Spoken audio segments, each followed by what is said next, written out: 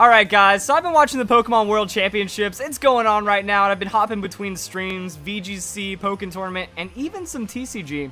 Now, I have like 7 years of Yu-Gi-Oh! Experience throughout my life, 3 to 4 years of Pokemon, and only 2 minutes into the stream, I started noticing some very specific, suspicious behavior from this player on the right. Now, for legal reasons, I guess I have to say that this is not confirmed cheating. We can't be 100% sure, but this is my strong opinion, as well as opinions of others, that this is dubious behavior and suspected stacking. So what he did, just played like the special charge, put 2 colorless back into his deck, shuffled it face down. Fair play, solid turn right there. Nothing suspicious there. So then he plays the Ultra Ball, and now this is where the turn starts getting interesting. And this is where like my years of experience kind of come into play. So he grabs his Shaman, and then the way he shuffles his deck, like this immediately stuck out to me as like, wait, what is going on here? He is practically shuffling his deck face up. Like, it's not even completely sideways. We can see cards on stream, and he's even like kind of furling it to where you can almost make out cards. Now, right there, let's freeze frame. The opponent did cut the deck. Now, that doesn't mean it's impossible to stack if your opponent's cutting. That's like how various cheating methods happen, that you wouldn't believe what people can do. That in my 7 years of Yu-Gi-Oh! I've dealt with a lot of dirty players. I've been cheated against. I have friends that learned how to cheat. I also have friends that taught me how to not get cheated, because if you know how to cheat, then that means you know how to avoid getting cheated. And this right here is called cut stacking.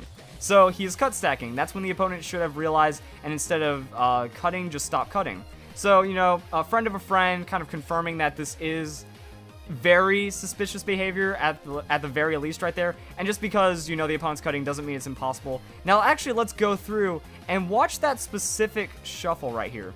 Notice how the bottom card never changes. He does this 2 turns in a row, and then also, like, the middle of the deck is what's kind of being moved around. So that's what he's manipulating right there. The opponent had cut every time, and that's actually where you can get into some problems. If you're playing TCGs right now, try not to cut every single time. You know, pay attention to the way your opponent shuffles, because if they start getting, like, good top decks and stuff, you might just want to go without a cut, or if it looks like they shuffled really well, then you could be good, or try to cut in a really strange place. So he was kind of moving garbage cards to the top and the bottom of the deck, increasing the chance of a good cut on the good card on the cut. Now look at this: 2 double colorless and an Ultra Ball, and like he got the draw right here. And it's not like he didn't need those. Remember, he just put those back in the deck. Boom, plays it on for his turn, and then he goes into another thing. And then this right here looks even crazier. So pretty much same play. Now look how many times he goes through his deck.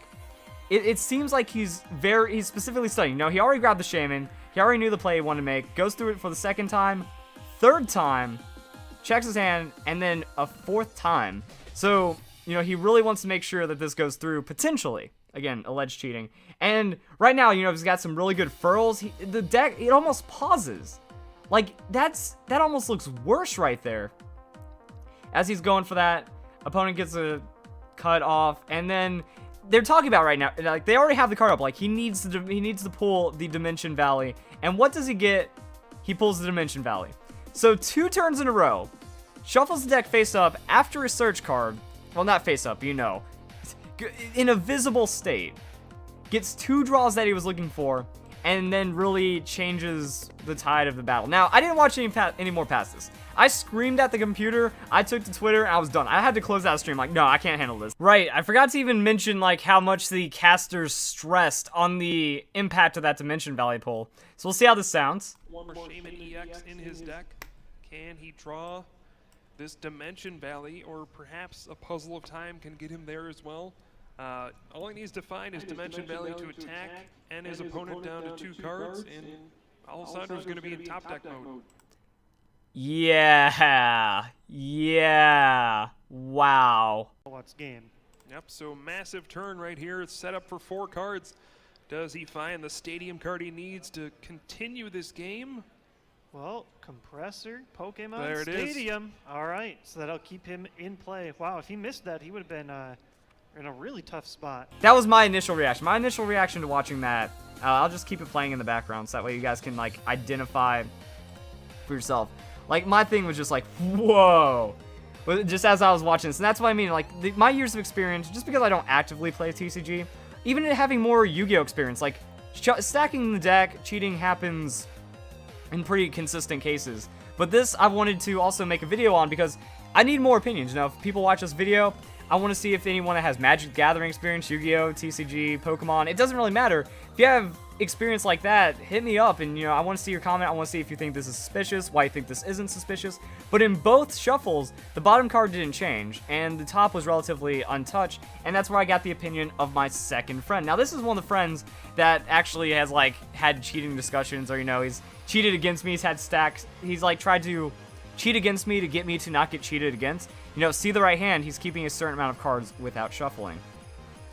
And I think we're getting into this play right now. So that's another thing, his right hand, it's a lot of false shuffles. It's a lot of false shuffles, and it's a lot of manipulating the garbage cards after knowing where the stack is. So yeah, again, he's paying a lot of attention right here.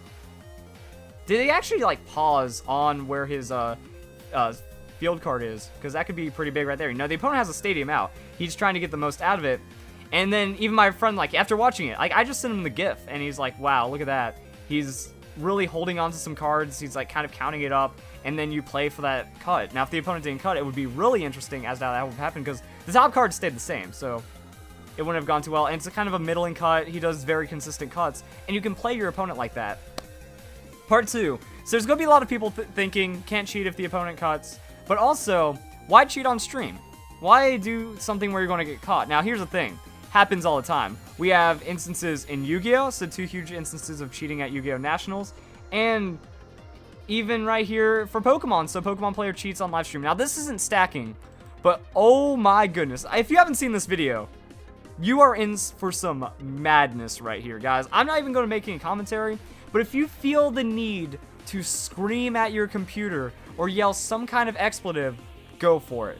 So this is his discard pile. There's his deck. His hand is right here. Gotta make sure his hand is right there, guys. And he's, kind of searching through his discard pile, just kind of making sure what his play is going to be. And just watch. Watch from here to here.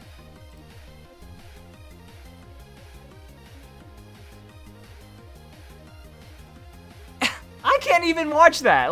I've seen this a dozen times, and that still gets me.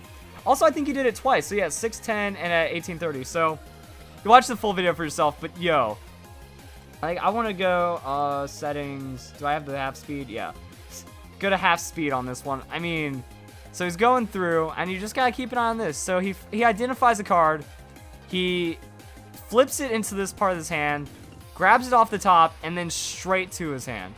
He was distracted, kind of searching. The thing is, you'll mimic behaviors as well. Your opponent's going to do a discard pile, that's downtime. There's a match timer going on, that happens. Even with the judge right there, he went for it. Even with a judge right here, there's a judge right here, he still goes for it because, okay, stacking is a lot harder to prove in a way. If it keeps happening, you keep getting reports, you can get DQ'd. This would probably be an instant round loss right there. But this, so what's the worst thing that's going to happen? On stream, sure you could get dinged, sure there's a lot of people watching, but by then, the match is over, and a lot of times on stream, I don't remember hearing anything about, this guy getting, fully removed or having, his wins taken away from him. But at the same time, what's the worst thing the judge is going to tell you? Hey, turn your deck over, shuffle face down. You get a warning. You're not going to get stopped for, a couple of good draws and stuff like that. So, worst case scenario, even though he's on stream, even though there's a judge right there, if the judge identifies something, it's a warning. But the judge failed here, judge fails here. Judges fail all the time. They're not perfect. They're not omnipotent. So that's kind of what we have, and then, he gets the draw. I didn't watch the rest of this. That's another thing. If there's more instances of suspicious behavior going on for the TCG or the VGC, please tweet this at me. This is Pokemon World. This is some serious stuff right now. And again, it's not bad form to make videos about this because we have a lot of other people in other communities doing this as well. But then I took to Twitter. Here's the GIF right here. Just watch that sweet upward shuffle on loop. This looks odd to me. You should always shuffle your cards facing down or away from you. That's a quick way to get booted from a tournament. Here's the second turn, I believe. It looks even worse right there when it just kind of gets stuck. And then something's fishy. Just like the other clip, the bottom card stays on the bottom the whole time. So yeah, Creeper Hunter is what identified me this when that is a straight up false shuffle. If no, there's not fully shuffling going on right here. And then, that looks shady as all get out. So we have a lot of people agreeing. My Twitter doesn't have a lot of followers. I don't really promote my Twitter. I don't care about it too much. So that's why I want to make a video, you know, get the information out there, maybe clarify something to myself personally, maybe get more people with more experience making comments. If you guys have seen anything on the stream as well, kind of hit me up, because I mean, that, like, wouldn't that encourage cheaters? That's like, wow, the guy did it on stream, and that means I'm going to give it an attempt even if I'm on stream. Like, this was the second game of the first match, and it was shameless, I would say. So, what do you guys think? Potentially cheating? Is it not? What do we do about this? Some extra comments, things like that. If you guys enjoyed the video at the very least, I hope you all have a nice day. Thank you very much for watching. Ever since the 2016 Pokemon World Championships, where it looked like on stream, Michael Pramwat was stacking his deck into amazing god tier draws, I have been on high alert for Pokemon TCG streams, and this happened on stream for the finals, the Master Division Finals for the World Championships at 2018. Robin Schultz is having a god tier run through Worlds, undefeated in all games with only one draw, and something like this hasn't happened since the first World Championships for the TCG. Jeff, he is getting bodied, and then it seems like there is some desperate behavior that goes on right here. So he's going through his deck. Don't worry guys, I understand how the Pokemon TCG works. In my Michael Pramwat video, people are like, oh, you're supposed to look at your deck for a long time to understand your prize cards and stuff. Well, the thing is, Pramwat already knew his prize cards from earlier searches, and it just seemed like he was really studying his deck to try to figure out where to put the best cards where. So with this one, it's pretty interesting. So he does a search, and look at this, boom, you can see the blatant line. He thumbs, pulls back, and then keeps the top card on top in an obvious Hindu shuffle. I do want to clarify something for the rest of the video, because I was like looking up shuffle terminology and stuff after I ended up recording it, and apparently this is a type of perfect shuffle known as the out shuffle. So two kinds of perfect shuffles. The out shuffle is one in which the top card stays on top. Now I refer to this as the Hindu shuffle throughout the video because that's effectively what I was told that it's called. That the Hindu shuffle is more just like a square when you like Yu-Gi-Oh shuffle it and you just pull stacks out and then place it back on top and stuff. But the way that I was taught was that, you know, whenever you're doing any kind of method that preserves a card either on the top or the bottom, that's known as a Hindu shuffle. So sorry if that's a little confusing, but effectively it's just perfect shuffling and it's an intentional stack. Boom, gets stacked in right there. All right, so let's continue this, and then a second time. So he goes for 2 Hindu shuffles in a row, just like that. Also, the playback is kind of messing up on me because whenever I pause it on like the slowdown, it does some really weird stuff. So now let's go back through this in one clean motion now that I showed you guys what's happening, because yeah, the playback doesn't like half speed. So we see, look at that, immediately just straight to bending his deck, bending that top card, catching it in a double Hindu shuffle, and then this is where it's also double sketchy. Boom. Over the top cut leaves a visible line where he moved the top card strategically into the deck to try to get a cut stack.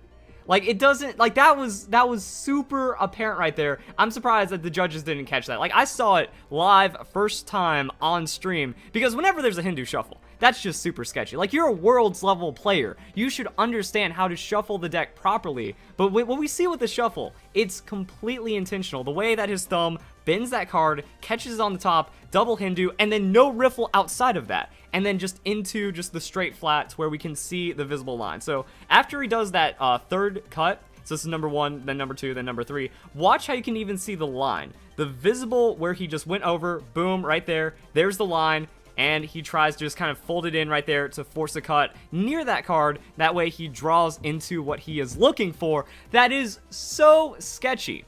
Alright, so what is allegedly being attempted here is known as a cut stack. Just because you cut the deck doesn't mean you're safe from being cheated against. So let's go and break down the maneuver. So he saw the card on top because he searched through his deck and then tried to figure out prize cards and stuff like that. Standard for Pokemon. But then what he does is a very interesting Hindu shuffle. Like, you can actually see the line. You can see where he uses his thumb to hold it and then he shuffles around it. And I'm trying to do this through the camera, so it might not be the most clean, but I'm going to try to replicate what I saw as best as possible and what is very apparent on the stream. So he does two cuts like this, keeping the top card on top, and then when he goes for the final shuffle, he doesn't riffle it in or do anything like that. He just goes straight over it in a pretty smooth manner to where it's kind of hard to tell. But what does kind of stick is that there's a line. You can see where he ended up cutting the deck, and this is actually to try to trap players. So when you're going up against cut shuffle, you know, they're going to see this.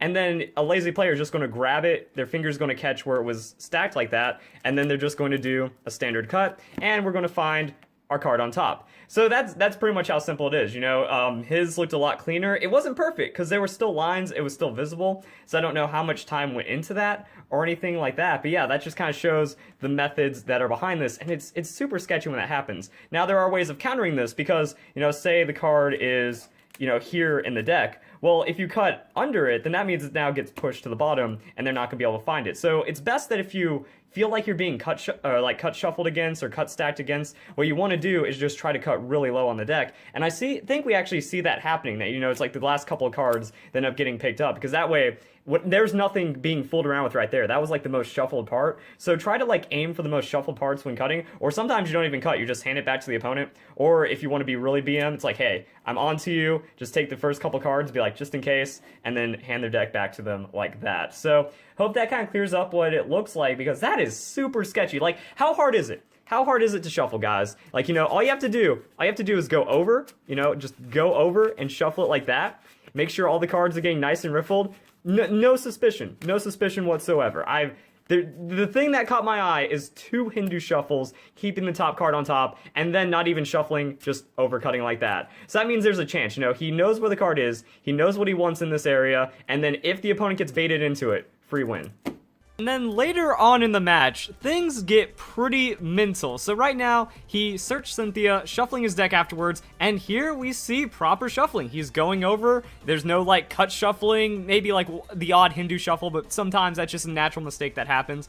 So he shuffles it properly, then he plays his Cynthia, and boom, right there. Back at it again. So he had a Necrozma. It wasn't the Dawn Wings that he ends up drawing. He had a regular Necrozma in the top of his hand, puts his hand straight on top of the deck. So the card on top that he's preserving right now is a regular Necrozma. This could be done for a couple of reasons. We're later into the game, so the decks are getting pretty thin. Depending on his draw power, he's trying to set it up for potentially into that Dawn Wings Necrozma. But I mean, this is actually insane, the way that he ends up doing it. So if I can find the right timestamp, it's like a 36. So watch how he does it, because he almost shuffles properly. So we have the Necrozma in the top, just lays it right on there, and then he grabs half the deck, goes over, almost goes too far, and then into the Hindu. That is as sketchy as it gets. Once again, preserves the cards. Unfortunately, there is a camera cutaway. So, I mean, okay, sure, he's not looking at his deck, but if you're only just doing the top card, you don't need to look for that. And then he hands it off. So we don't know what ended up happening. So we get an interesting cut right here. And then after that, it draws into the Acrobike, into Necrozma. And that was pretty strong. Like, I don't know what the Acrobike Necrozma play really meant. That's pretty much what the commentators were saying. Like, the thing he needs right now is that Dawn Wings Necrozma. He's going to play the Acrobike, and if he can find the Dawn Wings Necrozma, he does it. The crowd goes wild, everyone goes crazy, and that is like a major momentum shift that he needed. So the thing is, he still loses this match, and then Robin goes and takes Worlds, but just because you lost doesn't change cheating and shouldn't affecting the punishment, because like, this is multiple sketchy shuffles. This is multiple sketchy behavior to try to manipulate the deck into a non-random position to give him the best chance. And so yeah, he plays the Acrobike, he goes into Necrozma, and even then, like, even though like he didn't draw straight into it afterwards, he can still have moved the cards around his deck or tried to like suppress cards that he thought was garbage and then make it work. So he gets to play, he gets the cards after some very questionable behavior along the way. So yeah, tell me what you guys think in the comments down below. There was a lot of really interesting discussion with Michael Pramwat's cheating, because that was like, I just turned on the stream and instantly I saw what looked like shuffling face up. Okay, maybe he just doesn't know how to shuffle properly, except I've shown like throughout other parts that yeah, he shuffles face down and then doesn't get the RNG, and then when he shuffles face up and does like some specific very interesting moves, then like, oh, never mind, he gets the super crazy draw that everyone goes insane about. So I mean, like, you can just tune in, and then sometimes, you know, it's like, hey, it looks like a legit game of TCG. I've watched some other matches, didn't see anything, and then every once in a while there's some little tick. Especially if you've been playing TCG for a while, or now since I'm on alert for looking at this stuff, where it's like, wait a second, you don't just Hindu shuffle like that. It's not hard to put cards over the other cards and then make them all nice and mixed up and riffled. So that's something crazy. So tell me what you guys think about what ended up happening over here. And yeah, like, this got a lot of backlash, even though it's pretty obvious. Like, I think that this might actually be what got Jaywitz to block me, even though he never said anything about it. Like, oh, it's like, oh, I got upset at his friend, because Jaywitz was commentating this match. It's like, oh, I called out his friend for cheating. When will Verlisify ever stop with these just ruthless attacks on other people? But, yeah, you know, I don't know how card games work, but that shuffle doesn't look like a proper shuffle. Spectator, referee, that shuffles deck for them. I mean, you are allowed to shuffle the opponent's deck if you don't think it was satisfactory, but you just don't expect to go up against someone that's cheating. So I think what this needs is also awareness for both the judges and the players. Something like that. DC judge. Okay, here we go. DCI judge for many years and currently going for my Pokemon Professor's license. These were absolutely terrible shuffles. Card faces were visible, never shuffles last card, and he's couching the bottom of his deck with this shuffle to encourage a cut stack. And yeah, like, that's, I think, I don't know if that's couching as in a term or touching, but I mean, that's what we saw with the shuffle from Jeff, that, you know, you encourage it at a special spot by, you know, just kind of nudging it over right there. Actually, yeah, couching makes sense because it makes like a little sofa kind of couch right there. So yeah, this is why I've told players for years that sometimes the best cut is a knock. So that's when you just tap the deck and you pass it off. The amount of cheating shuffles in TCG and clock stalling in VGC made me really rethink getting my professor's license.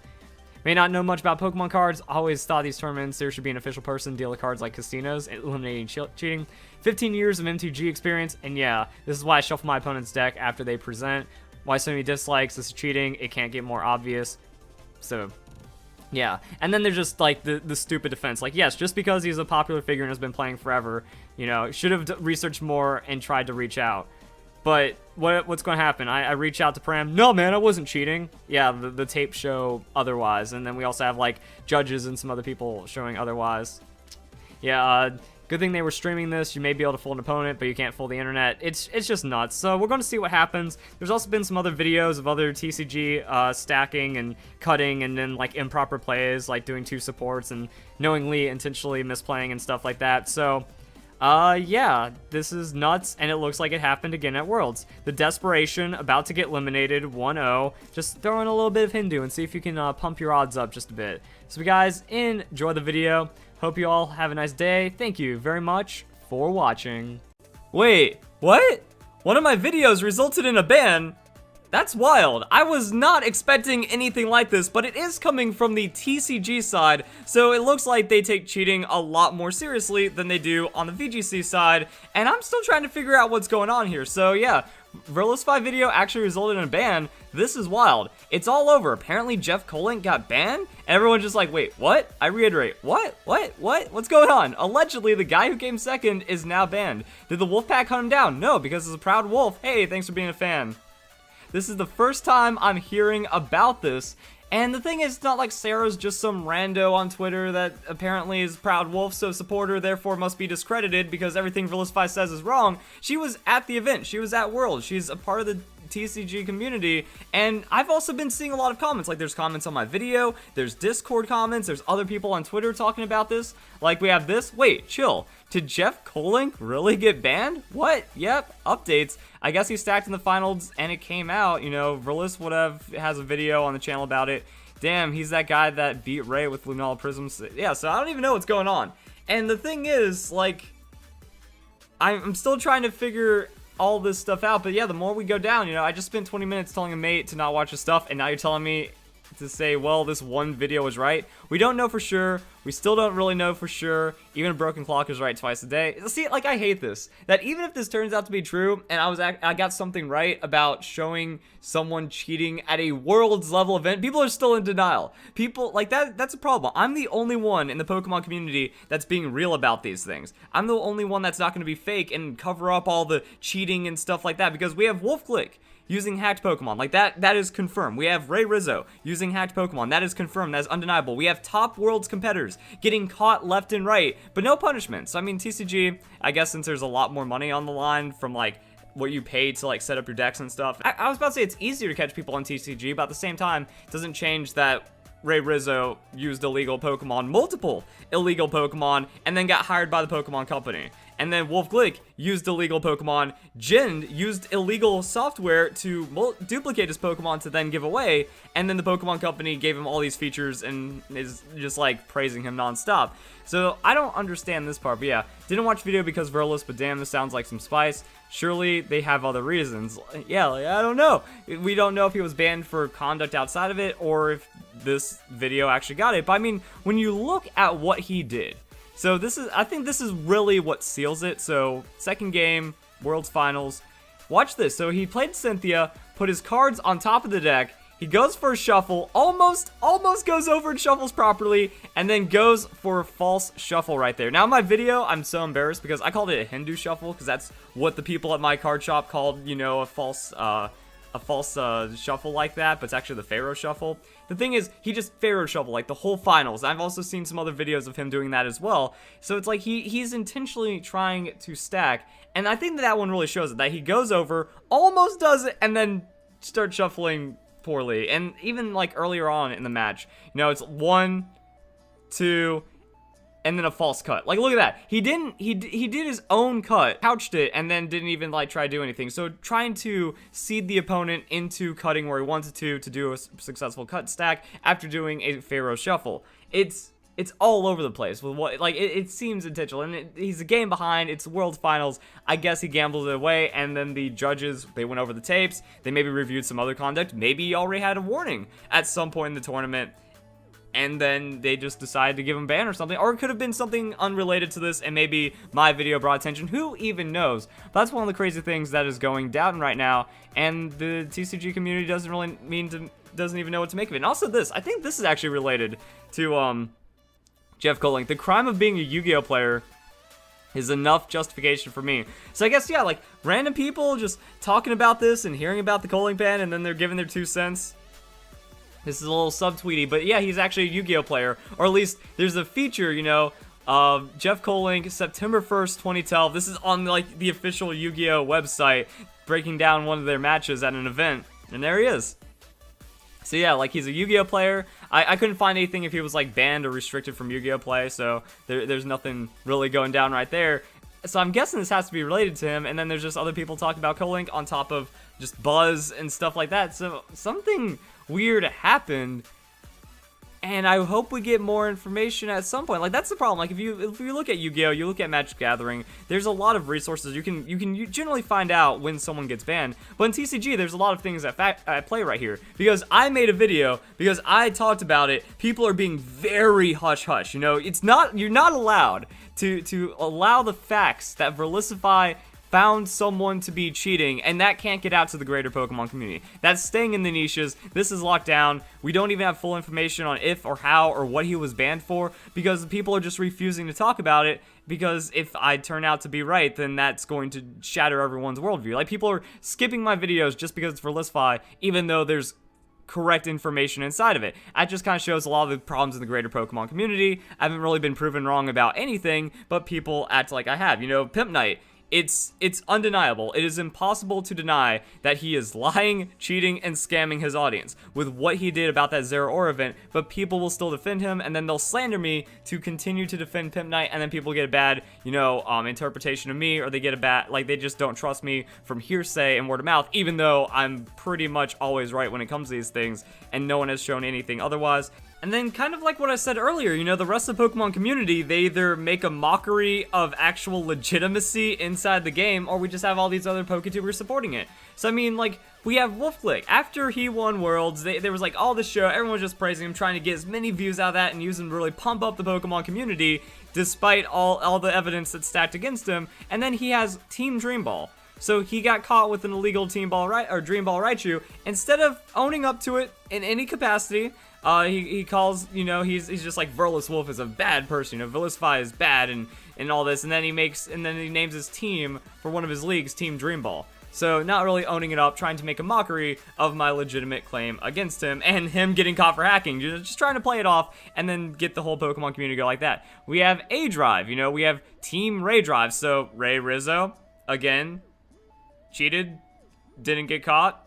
He also had like that Facebook post, which turned out to be a lie, deleted the Facebook post, got caught with some other illegal Pokemon. But you know what? Let's just keep giving these VGC people a platform and then downplaying hacking. And the thing about it is, like, A Drive has already admitted that he hacks for his leagues, and now he's in a league with another VGC player who probably hacked to get into that league as well. It doesn't make any sense. We also have like A Drive working with Wolf Glick for some of those other things. You know, we have interviews, we have battles. Actually, the team where A Drive used Wolf Glick's team was how we were able to show that Wolf Glick didn't even have like the legitimate team for what he used at Worlds. And then also some other, like, we have A Drive uploading Duncan Knee Deep, Hoodlum Scrapty, Wolf Glick, Game Boy Luke when he was on break while he was while his child was being born. So it's like we have some of the worst people in the community, you know, slander, nonstop attacks and hate, slander from his, you know, problem with the Pokemon community, Verlisify video, Wolf Glick also being a part of this. I mean, like, it's just all the bad in the community working together to legitimize hacking, and people aren't buying it. And then Paul Ruiz was also with A Drive, and A Drive tried to give Paul Ruiz an interview because now it's just anti-Verlis. It's like, oh, Verlisify makes a hacking claim, we gotta give him a platform to deny that, even though it's pretty hard to defend Paul Ruiz in any capacity. But he's the world champion, so he's more views. Got it. That's all that Pokemon's about right now. Money, views, and it's destroying the entire community because, you know, leagues are hard, guys. Leagues are so hard. Why should I have to work for my things in Pokemon? And then, like, it's hacking, and now hacking's mainstream for all the YouTubers because they don't want to work for the things. They just want to make as much money as possible. It snowballs, and then I get discredited despite having these things that might be right. Like what we're seeing with the Jeff Kolenc thing. Pokemon is in a very sad state right now. It's about pretending everything is fine when the rest of the community knows that everything is not fine. It's gotten to the point where cheating is just being defended. Like, instead of calling out the cheaters and shunning them and outcasting them as the cheaters that they are, people will defend cheating itself just so these players aren't like tarnished in any way. It's ridiculous. We have this right here. Now with Ultra Sun and Moon, complaining about Pokegeners is like complaining about Magic Gathering player that bought their cards in singles instead of pulling them from a pack. Except no, it's nothing like that. That is pure idiocy to think something, because like I've said, Rule 4.1, I've said this in the last video, I'm going to say it again. If every time someone denied Rule 4.1 in Pokemon, you cannot have any modification, you cannot have any ginning or cheating whatsoever, if I had $1 for every time someone denied that rule, I'd be able to retire to the Bahamas and no one have to deal with my shenanigans anymore. But unfortunately, that is not the reality. Unless someone wants to start up, you know, a GoFundMe and then be like, hey, if you denied this, then give Verlisify $1 or something, and then he'll shut up. I don't know, but I mean, like, that's where people are. It's like, no, it's not against Magic Gathering rules to obtain singles through trading or buying. It's against Pokemon rules 100% to gen a Pokemon anyway, to modify it anyway, anything like that. I don't get it. If you gen them with legal parameters, then it's technically indetectable. How does that take away from the merit of his victories? Because he cheated. It's in the rules. It's undeniable that he disadvantaged other players. It's undeniable that he broke the rules and is a hacker, but used hacked Pokemon. Hacking Pokemon shouldn't be considered cheating. Hacking. Illegal game modification, third-party modification that breaks the rules that that not everyone has access to, shouldn't be considered cheating. This guy just said cheating shouldn't be considered cheating. That is how delusional Pokemon is right now. And then, like, people deny it. Like, oh, people don't quit because there's cheating. Like, I look at stats like this. So we had the Oregon Regionals. Oregon Regionals didn't even have 100 VGC Masters players. That is as pathetic as it gets. Look at this. So Poke Regionals for Philly. So, like, I believe this is the first regionals for the new format, or like first regionals after Worlds. So that should have a lot of momentum. TCG is on fire right now. Almost 800 Masters registered, and it's 2 days away. VGC only 170. Can't even break 200 for the first one of the format after all this World type, after trying to snowball it. And also there's like the Moon format, the Sun format, the Ultra format. There's a lot of cool things going on in theory with VGC, but just not getting any momentum. And look at this, juniors, seniors. 13 seniors. Juniors and seniors is free. And that's another thing, like, that the world's, or not the world's, just like, yeah, the world's championship points, all the qualifications is completely shot right now. Because this is it. For Philadelphia, a major city in the United States, can't even get like 200 locals in the area. Can't even get 13 kids that are in middle school I think, early high school to go and show up at an event, but it's my fault, guys. Relistify's the one that makes bad videos. He's the liar. He's disgusting, even though he's the one spitting the facts. And then it's all this other denial that's happening. You know, legit why I stopped playing Pokemon series competitively. My friends started hacking years ago, just killed the vibe to grind out good mons. I mean, every one of my friends has quit Pokemon or become a hacker. That they either fell out of it because they just didn't want, like, there's so many things going on. Like, they either didn't want to deal with hacking anymore, so they quit. They just grew out, like, not even growing out of it. Like, they still consider themselves fans, but they didn't buy Sun and Moon. They didn't want to engage in anything Pokemon. They just like what Pokemon was instead of what it's become. Or the people just, they give up and they go straight into hacking, and that's kind of it. No other community is this acceptable. Yeah, so that's like the war right now in Pokemon, and it's just denial. You know why this is so bad? Because of the hacking, because of the cheating. You know why TCG is strong? Because apparently they're punishing the players, but unfortunately the Pokemon community, the greater Pokemon community, they refuse to accept that I'm a positive force, even though it's kind of being proven at this point, and it's creating all these crazy interactions. But at the end of the day, looks like suspicion and all these other crazy interactions from Jeff got him banned, and we're gonna hopefully get some more information about it. But I want to update because people are already losing their minds. Things are going kind of weird. I've been hearing buzz. Other people are maybe buzzing. If this turns out to be fake, then that's a hilarious setup that you have to lie and spread a false rumor just to try to get me to report it, which, okay, I did my vetting. I tried as much as possible. Sarah was there. All these other people are talking about it. Doesn't make any sense for people to randomly do it when there's good proof on stream of what's going on right here than all the other craziness that's boiling down. So hope you guys enjoy the video. Hope you all have a nice day. Thank you very much for watching. I learned a very valuable lesson today. You can't trust the Pokemon community. So that means we're going to be talking about this again, but I want to make it clear. I don't like being a villain. I don't try to be the bad guy. The problem is, there are so many issues with the Pokemon community, and just everything about Pokemon in general right now is that if you report on it, you're going to look bad. But this is on a whole nother level, because I was kind of scrolling through, I was like, whoa, that's a high dislike ratio. It looks like we got something to report on from Worlds, because that's all I do. I just cover the news. Don't shoot the messengers, guys. But I was like, alright, let's see what's going on, and the consensus seems to be that Shintaro got screwed over by the judges, and that's why there's so many dislikes. It ruined the whole finals. You can't have these judges calls just ending games like that. So I was like, you know what, maybe that happened. I've also seen some screwiness on the judges' side because tournament organizers encourage cheating on the VGC end. They're massively corrupt. I did a video about that. They didn't penalize Michael Pramwat for stacking, so I was like, you know what, let's just cover this. I'm going to side with the community and see how it goes. That was the wrong move, because I don't want there to be a hacker at every Pokemon Worlds. I want legitimacy in my Pokemon events, that way it grows and more people want to be a part of the Pokemon competitive scene. But when there's a cheater in TCG everywhere, when there's a cheater in VGC or multiple cheaters in VGC every year, I don't want that. I don't want to see that. I cover it because I want to see it go away. I want to see better rule enforcement, and this time, it looks like the judges got it right because there's some extra history to cover with this one, and it goes back to the top 4, and even before then. So in the comment section, there were some people that were kind of supporting the decision. I kind of brushed them off, you know. The judges should have penalized Shintaro way before the final match for his other mistakes. If I'm not mistaken, he evolved a newly benched Poipole in the same turn in top 4 match against Tord Reklev. I think his name is Tord Reklev. So that goes to this video. Now, it's not on the Pokemon channel. You had to see it on the stream. This is a re-upload of the stream, and it's top 4 Masters. And I'm just going to show you guys the introduction of this video first. Shintaro Ito against Tord Reklev. Man, this is unbelievable. This is a dream match. I can't even describe how absurd this matchup is. This is probably the top player in Japan right now, the 2016 world champion Shintaro Ito, matching up against probably the best player outside of Japan, Tord Reklev.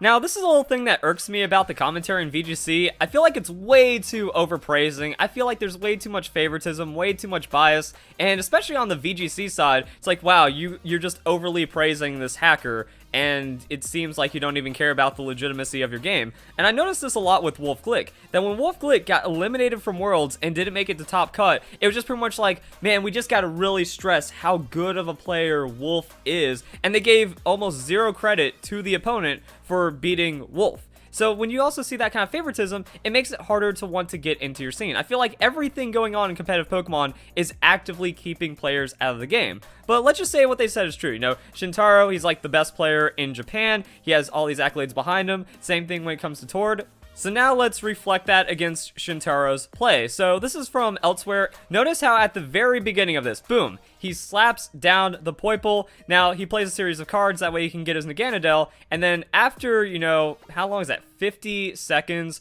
for just kind of going through and progressing his turn, he goes and evolves the Poipole. That's a 100% illegal move. And then there was also some other comments on the original Worlds video saying that he tried to put 2 energies down in 1 turn. He got stopped from doing that. The eventual punishment was slow play that cost him 2 prize cards in the first game. And the reason why I wanted to side on the, you know, maybe it wasn't his fault, maybe the judges were being like way too overcommanding and it ruined the event, is because he ended up crying at the end. And they cut that from the stream as well, so we don't get to see that, which is probably a good thing, but it exists. Those who saw it live watch it happen. So I mean, when he cried at the end of the event, it really says that's like maybe he felt like he was falsely punished. That if you're a cheater, if you know you're trying to make illegal moves and then you get caught, it might not have been that much of an overreaction. So that's another thing. It's like, wow, judges, Pokemon Company, you made this person cry because you stole the masters from him. But it seems like this is just a very skilled and very showman cheater.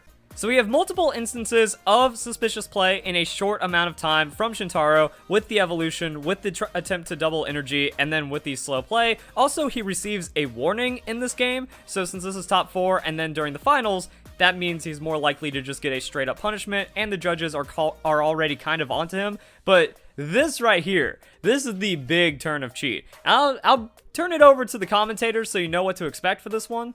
Keep drawing through his deck with that Ultra Conversion ability on Naganadel GX. This is yet another huge turn. He wants to find Beast Ring, start getting knockouts. He cannot afford to wait any longer. He still has 1 Beast Ring available in the deck, has yet to find it, but the deck is starting to get much, much smaller. We see a Welder first. Welder draws 3 cards. He finds that Beast Ring. It took him a long time, but it wasn't that deck, and it just required a few additional draws to finally be found. And now let's watch it, because this is something else. So, he goes, he drops the Cherish Ball, and he is going to use this to search out for some Pokemon. So, Cherish Ball comes through, boom, that's his Heatran, and if you blinked, you would have missed it. Alright, so let's go back through this one in slow-mo. So he goes through his entire deck. He notices some cards. He then goes and pulls out the Heatran as a part of his effect, and look at that. He manipulates the custom catcher to the bottom of the deck, because remember, he wants to go for the Beast Ring right now, but he has a cluster of custom catcher and other undesirable cards in his deck. So what he has done is broken up that randomization, and he goes for a shuffle right here. So this is just kind of like potentially a false shuffle, potentially just kind of like he already knows. It's a very small deck. He knows the card he's going for. He's already moved cards around. And then this is also super sketchy. Now in Pokemon, many effects search the deck many times through a turn. So what you do is you search, you shuffle, you search, you shuffle, all kinds of stuff like that. He's attempting to do this, but he kind of has the order backwards. So he shuffled the deck, and now he's checking it. This is effectively checking his deck to make sure he got the randomization how he wanted it. If he has it how he wanted, he can then say, I'm resolving Cherish Ball, cut the deck, hand it off. But if he doesn't have it the way he wants, he has an out with Ultra Space. So he looks through, the custom catchers got stacked again, he didn't get to shuffle it the way he wanted. Now, he searches, goes for the Ultra Space, pulls out the Naganadel, checks his deck again, and then goes for the shuffle, except this time, boom. Just one little cut shuffle right there. Didn't properly randomize it. Just try to do that because he knows what he's going to do. He stacked his deck. He has Welder in play, Welder in his hand. Welder's going to draw him 3 cards. So he just has to make sure he can cut stack Tord and then get the Beast Ring where he wants it. So Tord was a little distracted as that was resolving. He was kind of checking through the Discord pile to kind of see what the state of Shintaro's just game state was. So as all this is going on, Tord's doing his thing. He's making room for the Welder. When Tord is done looking through the discard pile, that's when Shintaro goes and drops the Welder. So just gonna wait it out a little bit right here, just kind of taking actions. Boom. No hesitation, drops the Welder. So, drops a Fire Energy. Welder's a super ridiculous card. You place 1 to 2 Fire Energies, and then you draw 3 cards. This is a supporter, but he does that, and then we can see that he got the Beast Ring as shown from the commentary. So now he goes, he plays that Beast Ring, and this is where things get super sketchy once again. He moves the custom catcher back to the bottom of his deck with the energy. So he takes the energies that he is going to be attaching through the Beast Ring, and then inside of that also moves the custom catcher away because he's not in the position to use custom catcher to its fullest extent. What he wants to do is he wants to get that Beast Ring, and he wants to really take off with the game. So, oh hey, there's our little buddy right there. So he's keeping that away as a dead draw. So he already got all the draws he wants. He's stacking up his Pokemon the way he wants it. And then right here, once again, he looks through it. Does a little, he shuffles his deck that way, which is super strange. Then does like a super light little shuffle right there. Passes it off for, you know, a cut, and then play was suspended. Something we're not aware of appears to have happened. They're having some kind of discussion, so we'll try to get some updates on that, and once that gets resolved, we'll figure this out and resume the game. Hopefully nothing too serious. We got an excellent match between two of the legends of the game. Would hate to see it tainted by a mistake here, but like Shintaro has received a warning for insufficient randomization, so we'll see. I don't think he's received any sort of prize penalty or anything like that. So they ended up giving him the warning. Now, here's the thing. I actually got Yu-Gi-Oh! Judge certification back in the day when I played Yu-Gi-Oh! Actively. Now, I know that Yu-Gi-Oh! And Pokemon aren't the same exact games, but when it comes to TCG's judging, there's a lot of very similar terms and a lot of very similar things to look out for, such as irreparable game states. And when you gain so much of a massive advantage through manipulating the cards and having this insufficient randomization, really the best course of action to take is a game loss, or some kind of like very severe cheating penalty. Damn, apparently I was being too soft on this one. So we have Rule 8.6.4 in the official Play Pokemon TCG penalty guidelines, and we have cheating. Look at that. Attempting to manipulate a random result or stacking your deck. Tier 1, disqualification. Tier 2, disqualification. You get straight DQ'd on that. And when you are manipulating cards inside of your deck, when you are just supposed to be searching to take a card, that is straight stacking or manipulation, and that is into a disqualification. Maybe game loss. It's like, what do you do for the integrity of your event? Do you disqualify them on the spot right there to just kind of get it over with, be like, look, we do not tolerate cheating? Or do you just throw a game loss to be like, we're punishing this play, but we don't want it to completely like invalidate this finals? And especially with the respect for the player. And one thing I didn't note on is when the commentators like, man, it'd be a shame if a mistake ended up harming the integrity of this game. I was like, no. That's not a shame if you're dealing with people that are cheating, that have actively cheated in the past, and especially just in this individual tournament alone. So it seems like a warning was definitely the wrong call. So actually, it's one of those weird things. In the first video, the accusation was that the judges were being too harsh on Shintaro for the finals, but in this one, the judges aren't being harsh enough. Pokemon's just so screwed, guys. But since this is finals, that isn't really something you want to have happen and blemish your tournament. Also, since he had a very small deck, it might have just been like really lucky, even with that insufficient shuffling right there.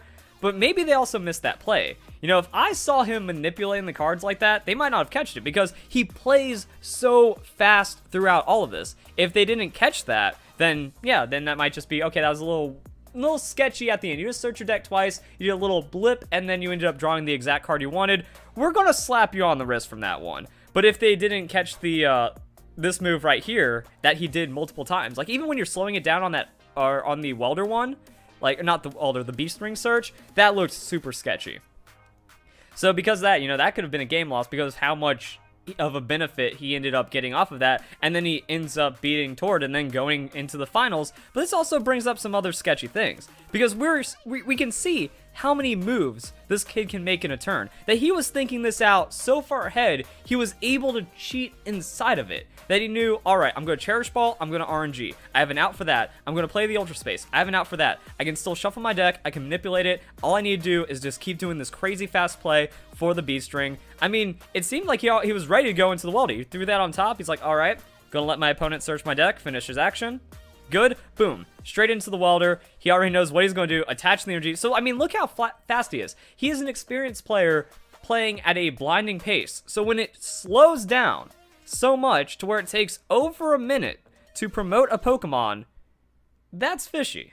So we can see how ridiculous this guy's play is, even with the intent of cheating behind it, and then also some of the other plays. That might have been going around on Twitter, some of the judges might have caught on to that, so they might have been really onto his play. So when someone all of a sudden slows down, while in kind of a bad situation, that makes it look really suspicious. So we have this on the timestamps. Shintaro lifts Heatran from the knockout. Judges start talking to Shintaro, Judge intervention finishes, Judge talks to Shintaro again, Judge finishes, Blacephalon promoted, and release. So 1 minute 25 seconds from Heatran knockout to new Pokemon being promoted, including 2 Judge disruptions for 18 seconds. First warning comes after 55 seconds. So yeah, it took him 55 seconds, got a warning.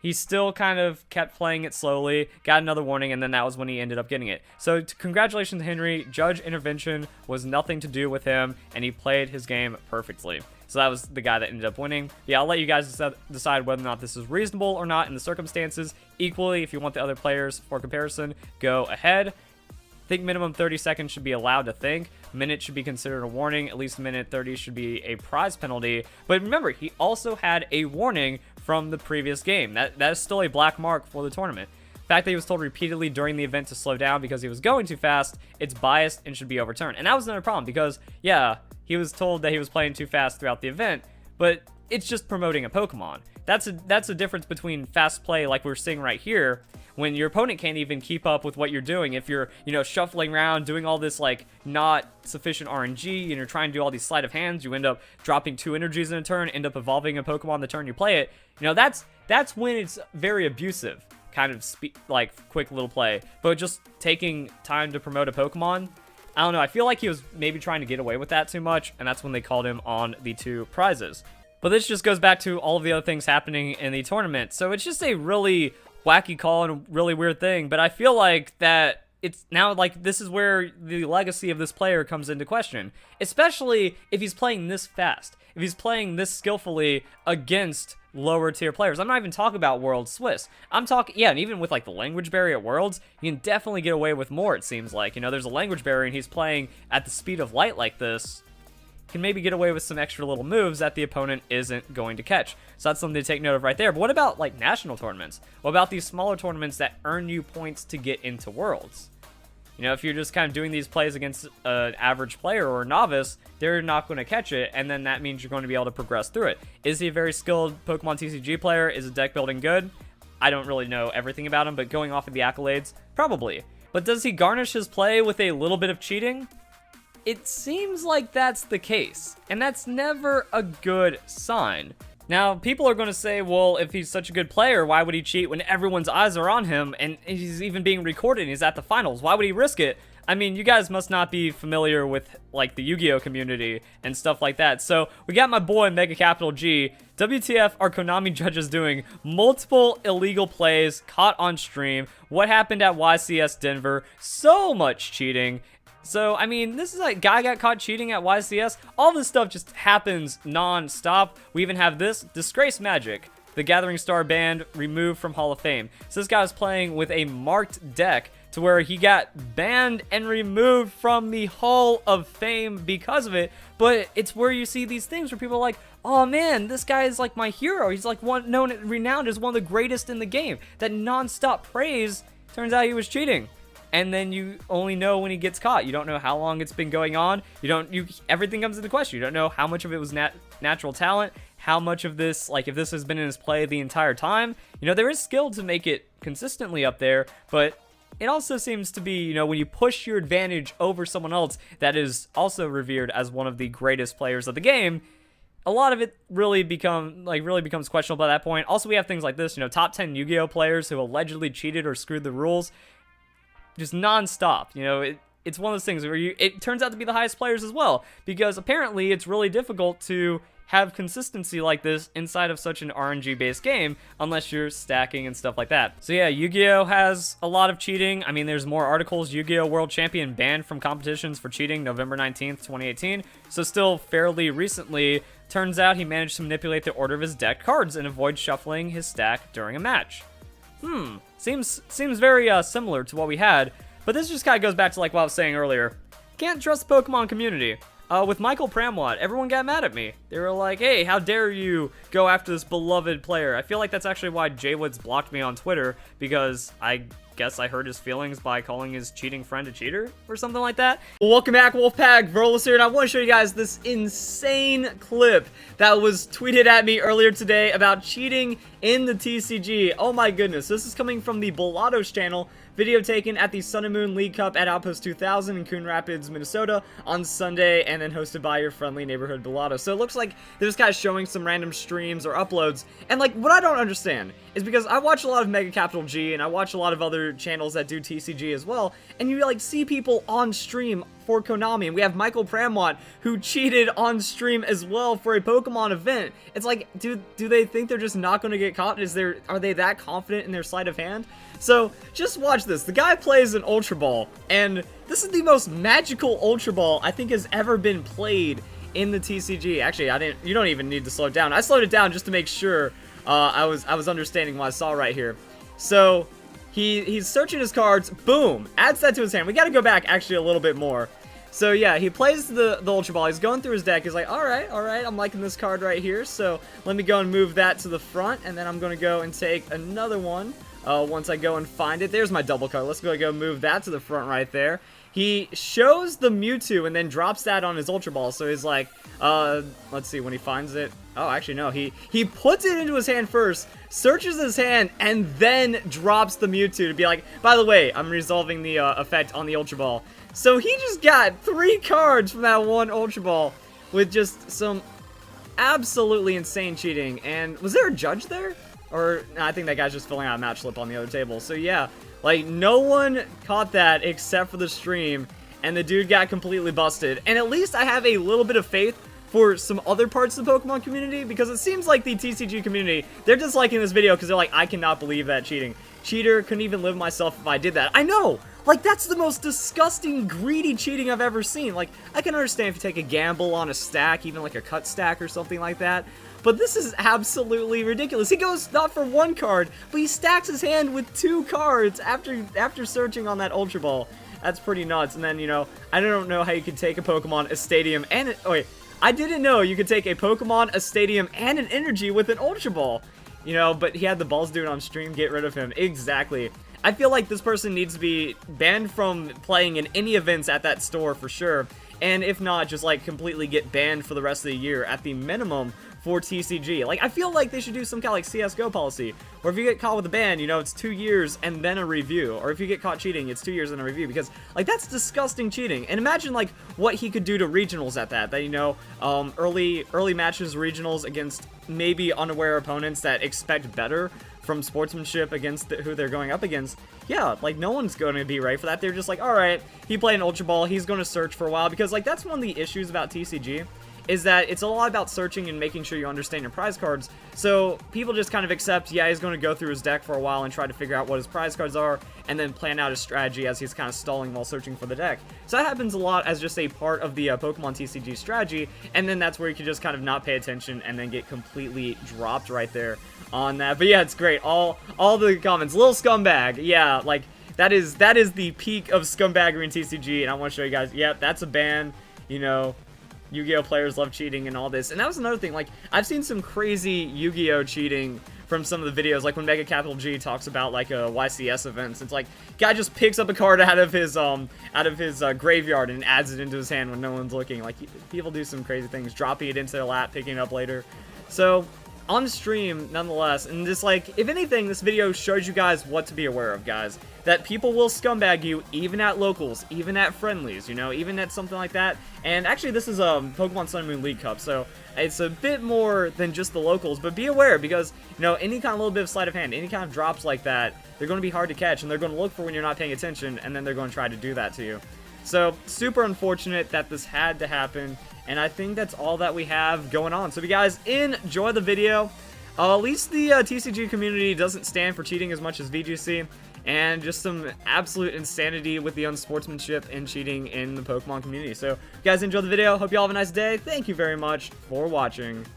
Pokemon really is the worst gaming community, and here's more proof. So after what happened at Charlotte Regionals, if you missed that video, it's absolutely insane. Find it in the description down below. I've been having people send me more and more disgusting things that are happening at Play Pokemon events. So Pokemon TCG has always had insane amounts of cheating. I have multiple videos showing the cheating from various players. We have Pramwat, we have Kolenc, and recently with Alex S, I have no idea how to pronounce his last name, at the recent Charlotte Regionals, selling out Makani to get him disqualified and forcefully removed from the event.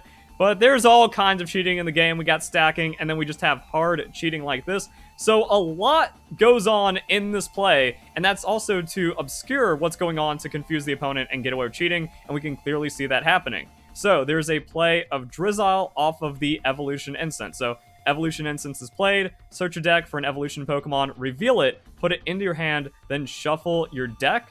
And then we have this: when you play this Pokemon from your hand to evolve one of your Pokemon during your turn, you can search your deck for a trainer card, reveal it, put it in your hand, shuffle your deck. So Evolution Incense was played, Drizzile was immediately put onto Sobble, and then we can also see with the play from Drizzile that the Irida was not put into hand, but immediately played. Now you can like do quick play and stuff. It's not necessarily against the rules as long as it's like clearly communicated, but then this is where the obfuscation happens. So Irida allows you to search for a water Pokemon and a trainer card to put into your hand.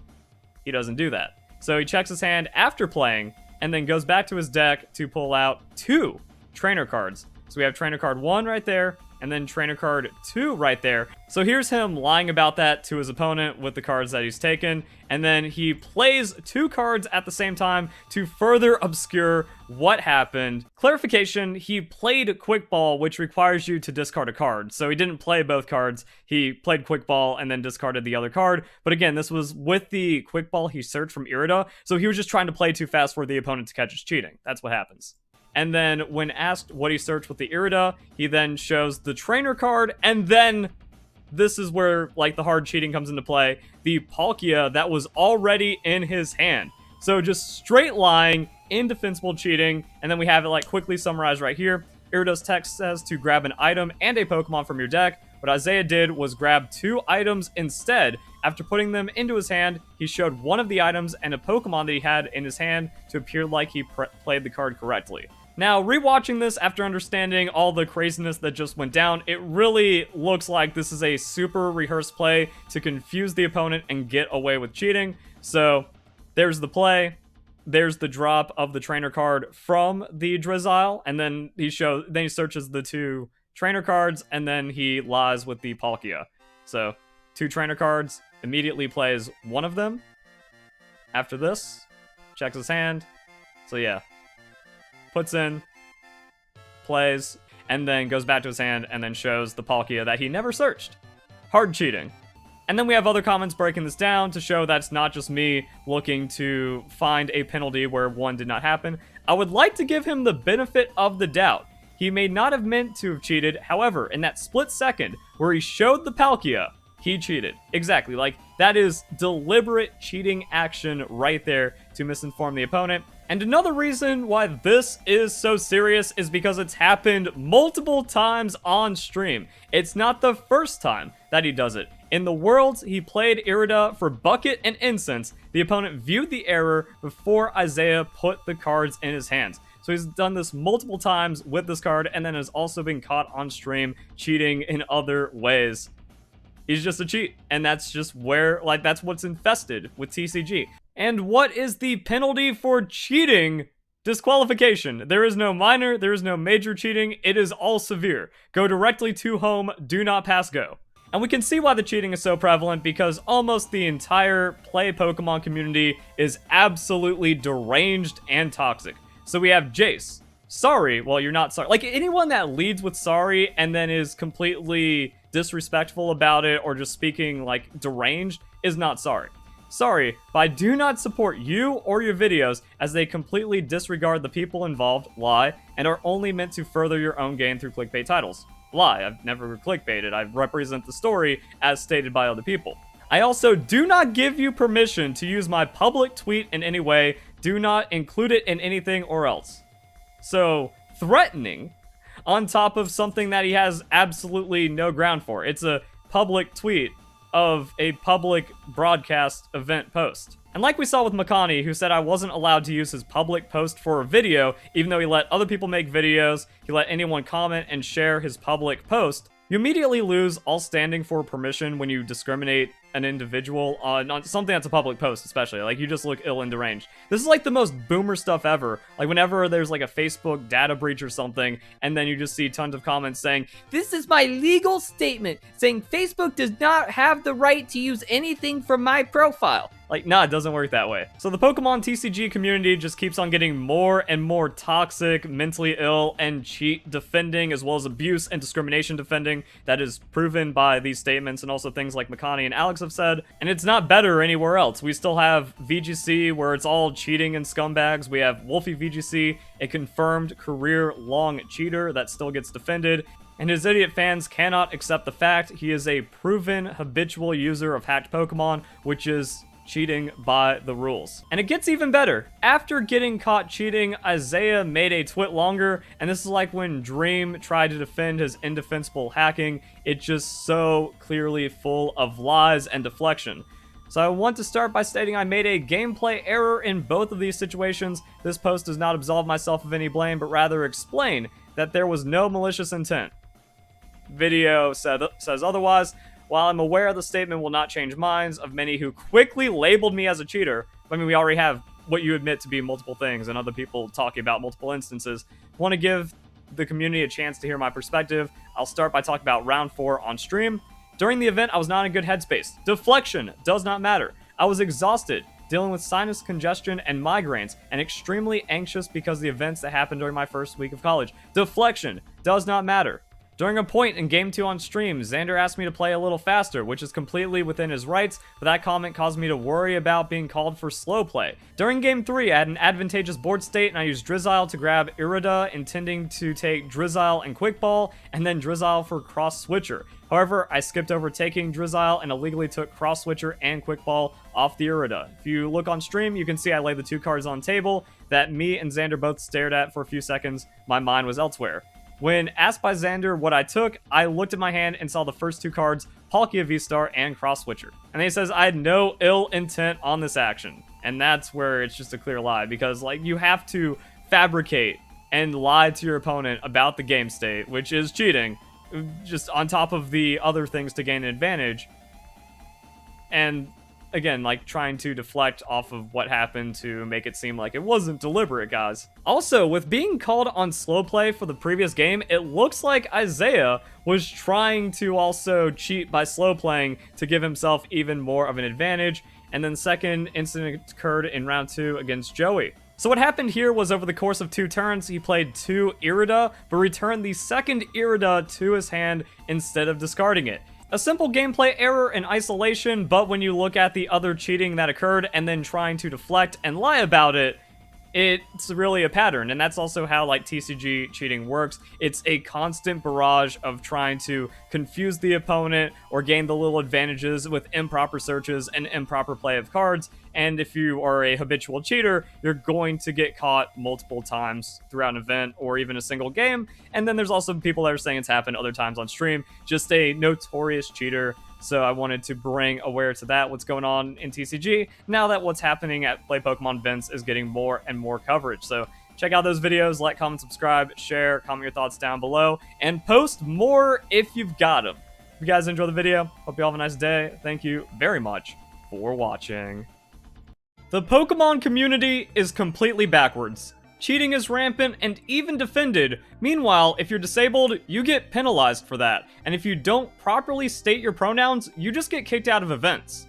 It's absolutely insane. So we had this post going a bit viral, 100,000 views. People talk about this also happening at the Knoxville Regionals where the disabled player was penalized. And they're trying to say like, oh man, look at this. Pokemon isn't inclusive because the judges are penalizing another disabled player. However, that isn't the case. This is cheating, and that is what we're going to be breaking down, and the community is defending the cheater. Again, completely backwards. So if you enjoy the video, don't forget to leave a like, share with your friends, comment your thoughts down below. Let's see what's going on here. So my experience at Knoxville Regionals left me feeling that Play Pokemon events aren't as inclusive or fair as advertised. Ironically, the next event was so inclusive that if you giggle after giving your pronouns, you just get completely thrown out because it made a judge feel uncomfortable. But then it turns out the kid that got kicked out is a complete brat as well, so everyone sucks in the Pokemon community. I feel that there's a systematic exclusion of people like me, and that my experience diverges from the values set out by Play Pokemon. That's some pretty big talk. Let's see what happened. After round 11, I was issued a deck check.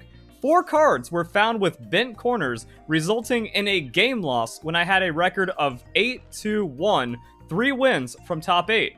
I was told that the 4 cards were indicative of pattern marking: Lugia V, Lugia V-Star, Archeops, and Powerful Energy. I appealed to head judge and said, I just resleeved my deck, there's no pattern in marks, I have ADHD. What? What does that have to do with cheating? People with ADHD have a manual dexterity deficit, so it's hard for me to shuffle without damaging sleeves. My ADHD means I lack the ability to notice when I damage sleeves, and I'm more likely to damage them. EJ was completely dismissive and unempathetic to my disability and carried out the ruling. Imagine telling a paraplegic to walk to the table or get a game loss. That is the fattest false equivalency I've seen in a while. And that's when people were like, oh man, Verlisify, you've been covering all those other stories, you need to talk about this one. I'm talking about it because this is clearly cheating. Like, pattern marking, this is the entire core of the deck. Lugia V into Lugia V-Star to get Archeops to then put Powerful Energy onto Lugia. ADHD is objectively overdiagnosed to begin with, but we also can't set the precedent that it's okay to cheat and break the rules just because you claim to have a disability that means you are unable to notice damage on your sleeves. You are responsible for the condition of your deck, no matter what. If you cannot follow those rules, then you don't have any right to play. It's not about inclusivity, it's about making it to where people can't get away with cheating. And when you look at this guy's case, it really seems like it's cheating. Now, was he treated unfairly because of his disability? No, we have deck legality severe. A card in the player's deck is damaged and has created a visible wear mark on the back of the sleeve along the damaged area, allowing the card to be easily identified while face down. That's it. What is it? Game loss? Severe. Done. So we got the proper penalty for the exact rule that was broken. And then now he's taking up issues with this. So the first issue goes against the values committed by Play Pokemon and Day 2 events. This especially made me feel othered, like the tournament was designed so people like me can never win. You had marked cards! Now, it is sketchy that the event organizer has me blocked when the only thing I do is call out problems that need to be called out in the Pokemon community. So, like I said, pretty much everyone is scummy in their own way. Then he talks about the second issue of the ruling, which is the pattern in which the cards are marked allegedly gave me an advantage when picking out my prize cards. For anyone that's played in the meta, you know I can't start taking prizes until I have access to 3/4 of those cards. And I'm not picking Archeops out of the prizes. I can't take a prize until I don't need Archeops no more. You can make the same argument for Lugia V, but Powerful Energy and Lugia V-Star might be needed out of the prizes, but then there's no pattern there. There is a pattern there. The pattern is that it's the engine. It is the core of the deck, and it still gives you information. You can use marked cards for a process of elimination, that depending on what you've already drawn or played, you can then stack the deck for or against the remaining cards. So that's why you can also argue there is a pattern here, with those being, again, the most important cards in the deck. Afterwards, a judge stood over me and micromanaged my game state for all of round 12. Well, yeah, you already got a severe cheating penalty on deck legality. So that's so you don't mark cards again or something. It would leave some suspicion. This left me feeling antagonized by the judging staff. Yes, you have a cheating penalty. That is what is supposed to happen. I feel antagonized already from my day-to-day life, which is unrelated to being at a Pokemon event, as an Arab person with ADHD, really trying to check all the identity boxes to garner support when you got caught, my guy. The calls made by top officials at events are lacking in both compassion for a diverse player base and game knowledge. This is how you know the dude cheated. It's like when someone's lying and making up a story and they start putting in too many extra details to try to give it credibility. This guy is deflecting off of his objective rule breaking to then make it about his, not only his disability, but also his ethnicity and how it makes him feel excluded. It doesn't matter. You broke the rules. End of story. Even if it's an accident, you are responsible for your deck. It worries me that judges aren't able to rationalize a pattern of markings and that the subjective aspects of the rules cannot be enforced consistently. A card in the player's deck is damaged and has created a visible wear mark on the back of the sleeve along the damaged area, allowing the card to be identified while face down. That seems pretty objective as to how it's being broken here. And even then, like, the power of the cards can, like, unless it's just completely random cards. But if it's all powerful cards or all weak cards, that's a pattern of marking, because if it's all weak cards, then those are the cards you want to avoid, which is why you mark them. I'm sharing my experience in hopes that in the future we do better. What does that even mean? What do you mean by do better? Is it doing better to allow non-white people with mental disorders to break the rules? Is this the whole equity thing that the Pokemon company is going for, that people want out of the Pokemon events? The premium price we pay warrants knowledgeable judges that don't negatively impact tournament integrity. I also think it warrants some guarantee for accommodations to people with disabilities. Now, that is the thing, because, like, this is the regionals where the disabled VGC player did not have their opponent found for them and then was given a game loss for the negligence of the staff. So it also seems like a failing on day 2 events in some kind of way. But in this case, the judge did nothing wrong. They stuck to the rules. And accommodating for disabilities ends where the rules begin. You broke the rules, which is why you received a punishment. Your disability does not change that. You were not targeted for having a disability. It was not, oh, this guy has ADHD, let's find a way to give him a penalty. It was, wow, by the rules, this is a penalty. And then you went, nuh-uh, ADHD. That doesn't change it. I know I'm not the only one to have issues with overly punitive judging this weekend. I submitted a ticket. Hopefully this starts a discussion about how we can eliminate systematic... those people that have no argument, just throwing that one out there. Ruining the integrity and inclusion and... all the buzzwords to try to get support when caught cheating. So that's what I mean. Like, no matter where in the Pokemon community, it's always wrong. It's always backwards. That people that are cheating... they try to deflect it, they get defended by the community, or they don't get punished at all. And even when they do get punished, it tries to get spun as a bad thing. But then people that didn't do anything wrong end up getting overly punished, and it's just a mess. Like, the entire thing is broken because the community is toxic, but also the organizing and the staff is mismanaged terribly, and that's because Play Pokemon is corrupt, with people like Alpha Zealot running the show, and also tournament organizers allowing piracy of their video games, and so much more. Like, the whole thing needs to be torn down. All of the equity hires and diversity hires need to be removed, and then there needs to be a good, proper, competitive system that enforces cheating, but also creates a fair state of play for players that is reasonable, and then maybe Pokemon will be salvageable. But that state, just nah, don't mess with it. It's awful. And talking about the overdiagnosis of ADHD, I have ADHD as someone with ADHD. They completely ignored that I said it or mentioned the Adderall shortage. That has nothing to do with the state of your deck for the tournament. And speaking of the overdiagnosis of ADHD, I have ADHD as someone with ADHD. They completely ignored that I mentioned the Adderall shortage. What is this nonsense? Dude, Twitter is not real life. And then just the complete nonsense that you see from the Pokemon community. This is unacceptable. Everyone should have equal and fair opportunity to play. What? But I mean, so yeah, everyone should have the equal opportunity to cheat by marking specific cards and then claiming it has nothing to do with the state of play. The combination is laughably without an intelligible pattern. Again, you can still use process of elimination if it's only the powerful cards in your deck. I have severe ADHD as well. Well, at least this guy's actually reasonable about it. I don't think leaning back on ADHD excuses an oversight. See, this is what I mean. Like, when I talk about this, and this also goes like to the Hot Takes channel, and now we're just getting into some deeper stuff that is different to talk about for just Pokemon issues and whatever. My stance is like, yeah, there's an overdiagnosis, but there's still a very, very small minority of legitimate cases. And here's how you can, like, distinguish a legitimate case from someone that's just online way too often is like, yep, I got it too. And then uses it as a virtue signal or uses it to try to get their way, like we're seeing right here. So yeah, it doesn't excuse an oversight. It takes a great amount of mental effort to play because I'm extremely careful and corralling the problems it causes. You can't just blame it on the HD or DHD.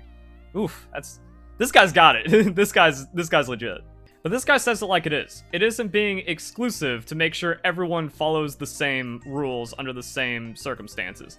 Autistic with ADHD, so yeah. And then, thank you for speaking up. I fear that these situations might get far more frequent, and with no standardized process to train it doesn't, the rules. As a player with ADHD, this tilts me. It's just, yeah, just like a lot of stuff like that.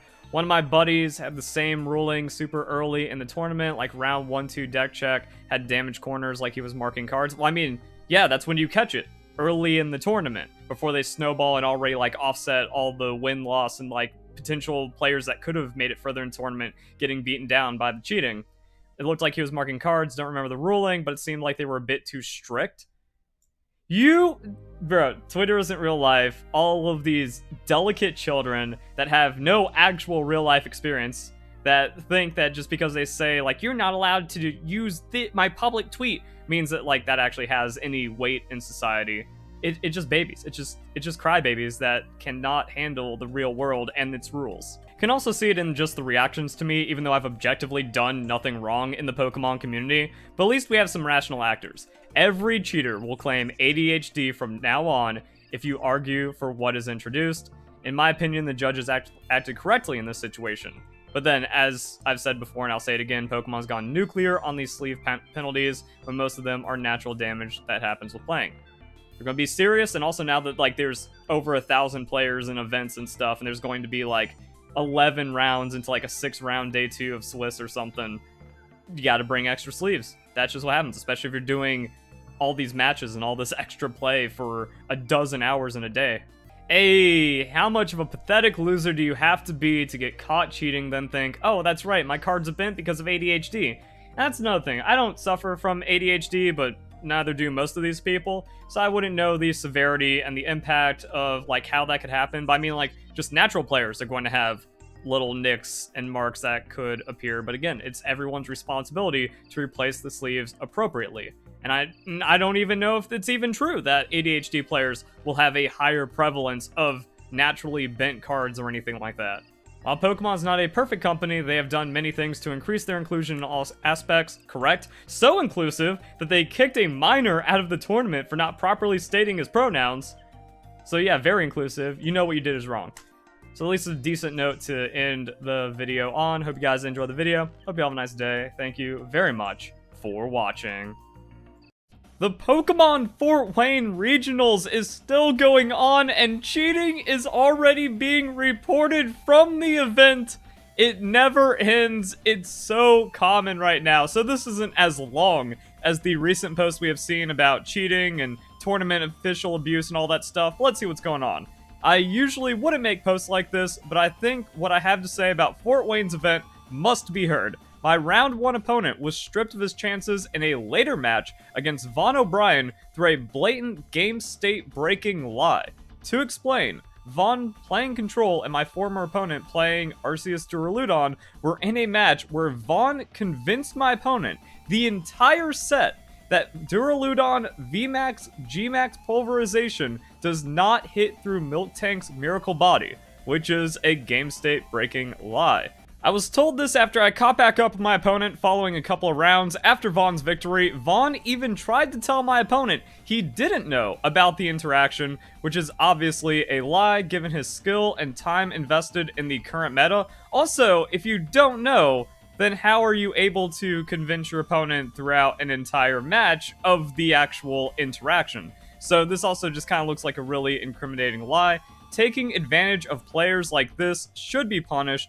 Vaughn has been accused of taking advantage of players in the past, so I'm forced to think this is no mistake. When I mentioned it in the end of day 1 tweet, I was immediately blocked, signaling that he is trying to flee any accountability.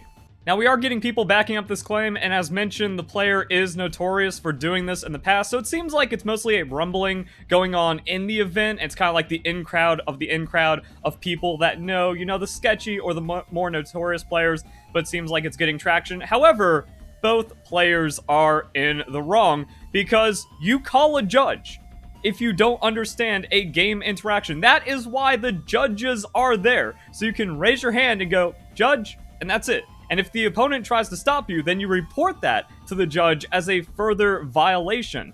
That, as I've kind of been covering, especially over the last couple of days, where it's like, wow, all of the cheating and all of the corrupt tournament organizers and everything going on Pokemon is hitting max. Like, we've never seen it this bad, but it's also been that way, where it's like, oh, it's never been this bad before. Next event gets even worse, next event gets even worse, next year gets even worse than that. We're definitely at a boiling point here, but the takeaway is pretty much everyone in the Pokemon community, especially competitive Pokemon community, is a scumbag, so you shouldn't trust them.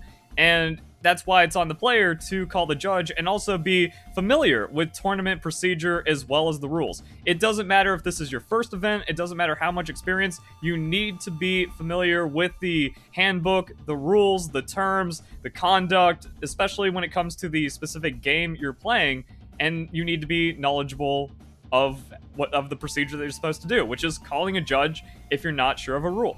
And there's even this cool thing to where if you disagree with a judge's ruling, because judges aren't perfect, they can't know every interaction between all of the cards in the game, you can escalate it to higher tier judges, and you can make sure that the ruling is correct. And that's kind of like another thing. We're seeing just like over 1,000 players in the TCG participating events. A lot of those people are going to be new to regionals, or maybe even not that experienced with Pokemon. They're just there for fun. Especially now that there's in-person events again after the couple-year lockout we had with COVID, and also TCG just kind of getting really super popular.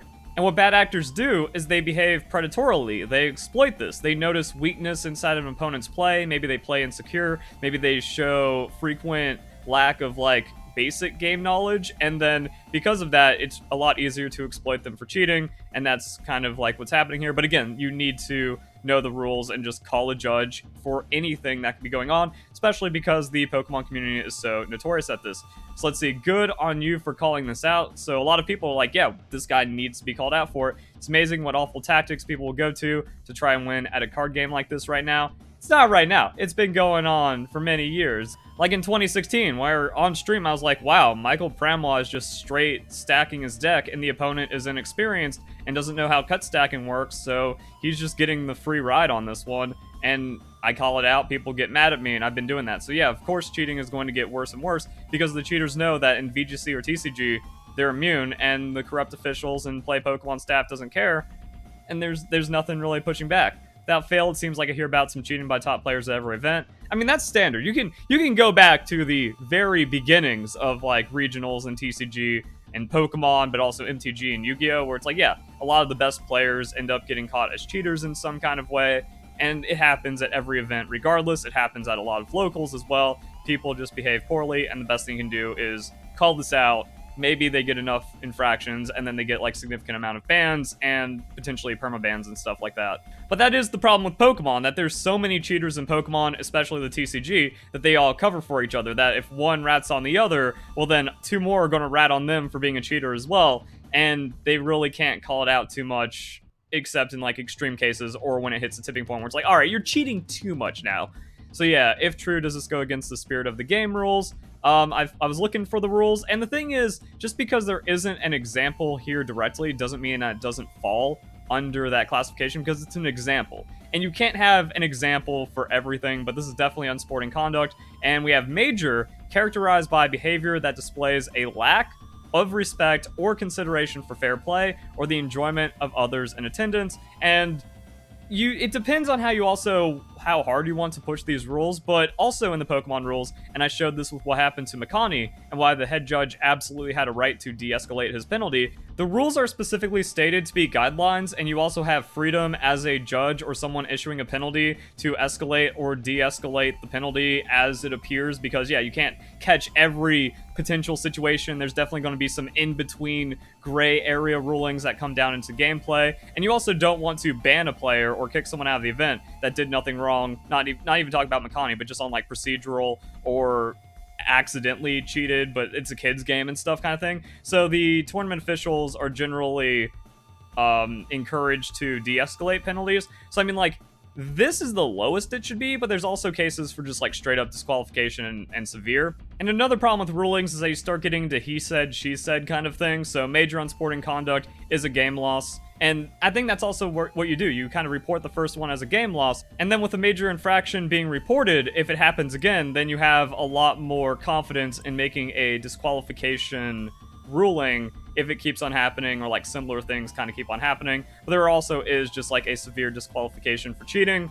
There is simply no place in Play Pokemon for those who choose to cheat to gain advantage over their opponent. And that's what this is. Lying about the interaction of cards to gain an advantage to get victory over the opponent. If this is a deliberate and provably deliberate act, then we also have disqualification. But again, he said, she said. And as much as I come down on the scum that is cheaters in a kid's game, I think you do need multiple like infractions of this to warrant a disqualification, because then there's also rules lawyering, which is cheating in its own, where the player can be like, he gave me the wrong ruling, disqualify him. So you can't kind of jump straight to that, again, unless you can actually prove intent and malice. So yeah, we have like the rulings here, and we also have like reports of what's going on as to what people say about it. And again, the victimized player did make a mistake by not calling over the judge, and then maybe also even having a warning issued to Vaughn if it does seem a little sketchy or something like that. We also have some replies. There's no reason to believe you at this point. Doesn't matter what I say, no one's willing to believe me. He never announced a legal attack with Duraludon VMAX against me. So you try and be like, oh, it didn't matter anyway. But I mean, if I say, hey, can I attack you with this? And you say no, well, then it just really seems like a misplay if I put that Pokemon into attack when it has no legal ability to attack, and I'm trying to trust my opponent for being sporting. But sportsmanship doesn't exist in Pokemon. I mean, I've kind of proven that for at least 8 years now.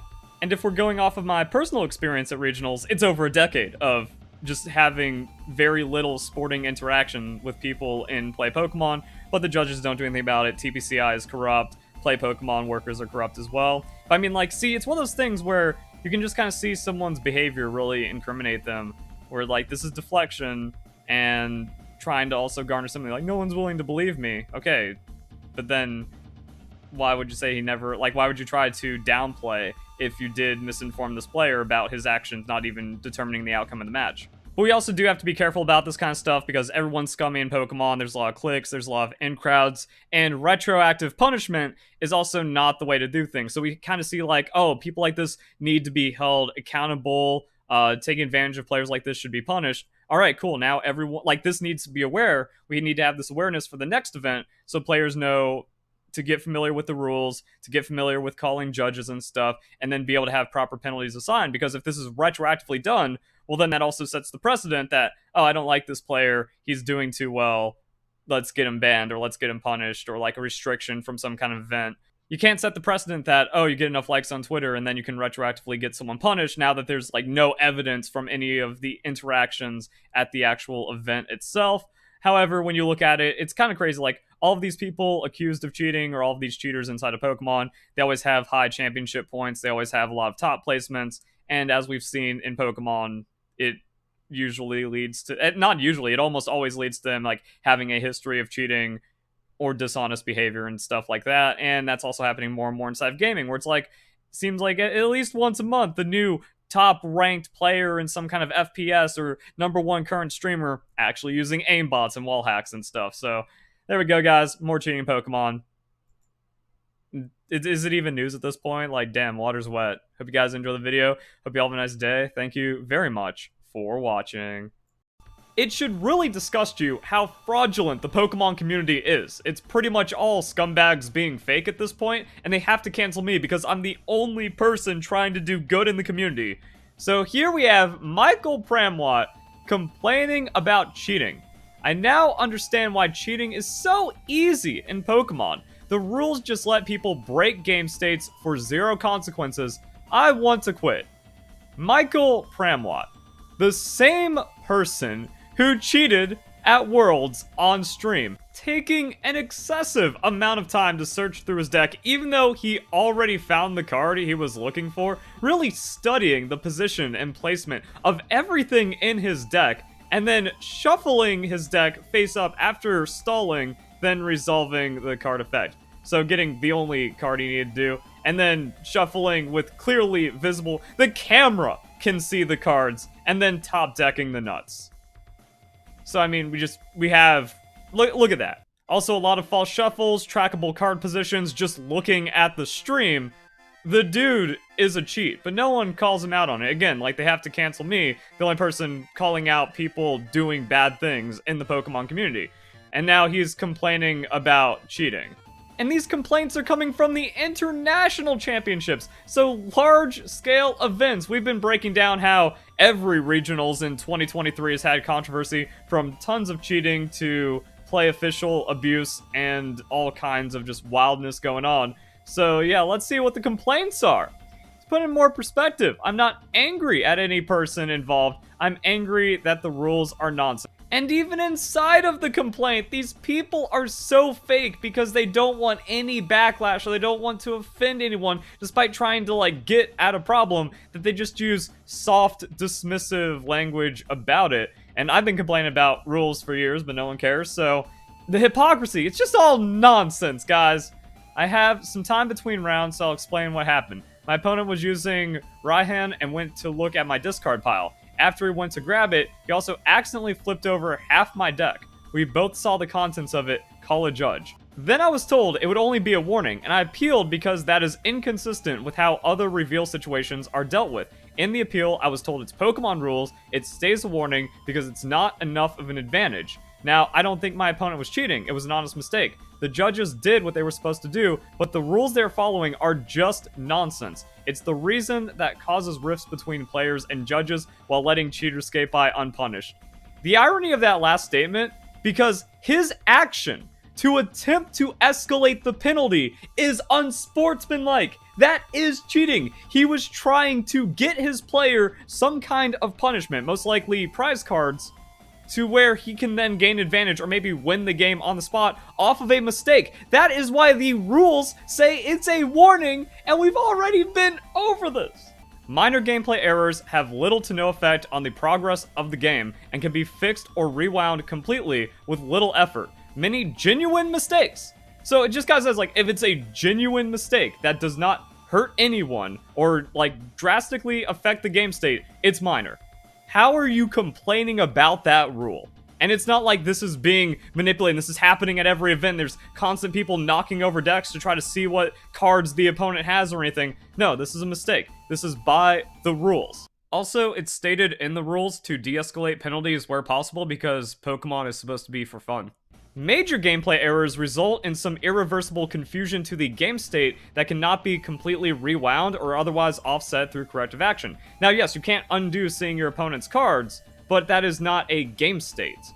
So there isn't even an argument to upgrade it. The judge is completely right. The reason why there is tension between judges and players is that the players are scumbags.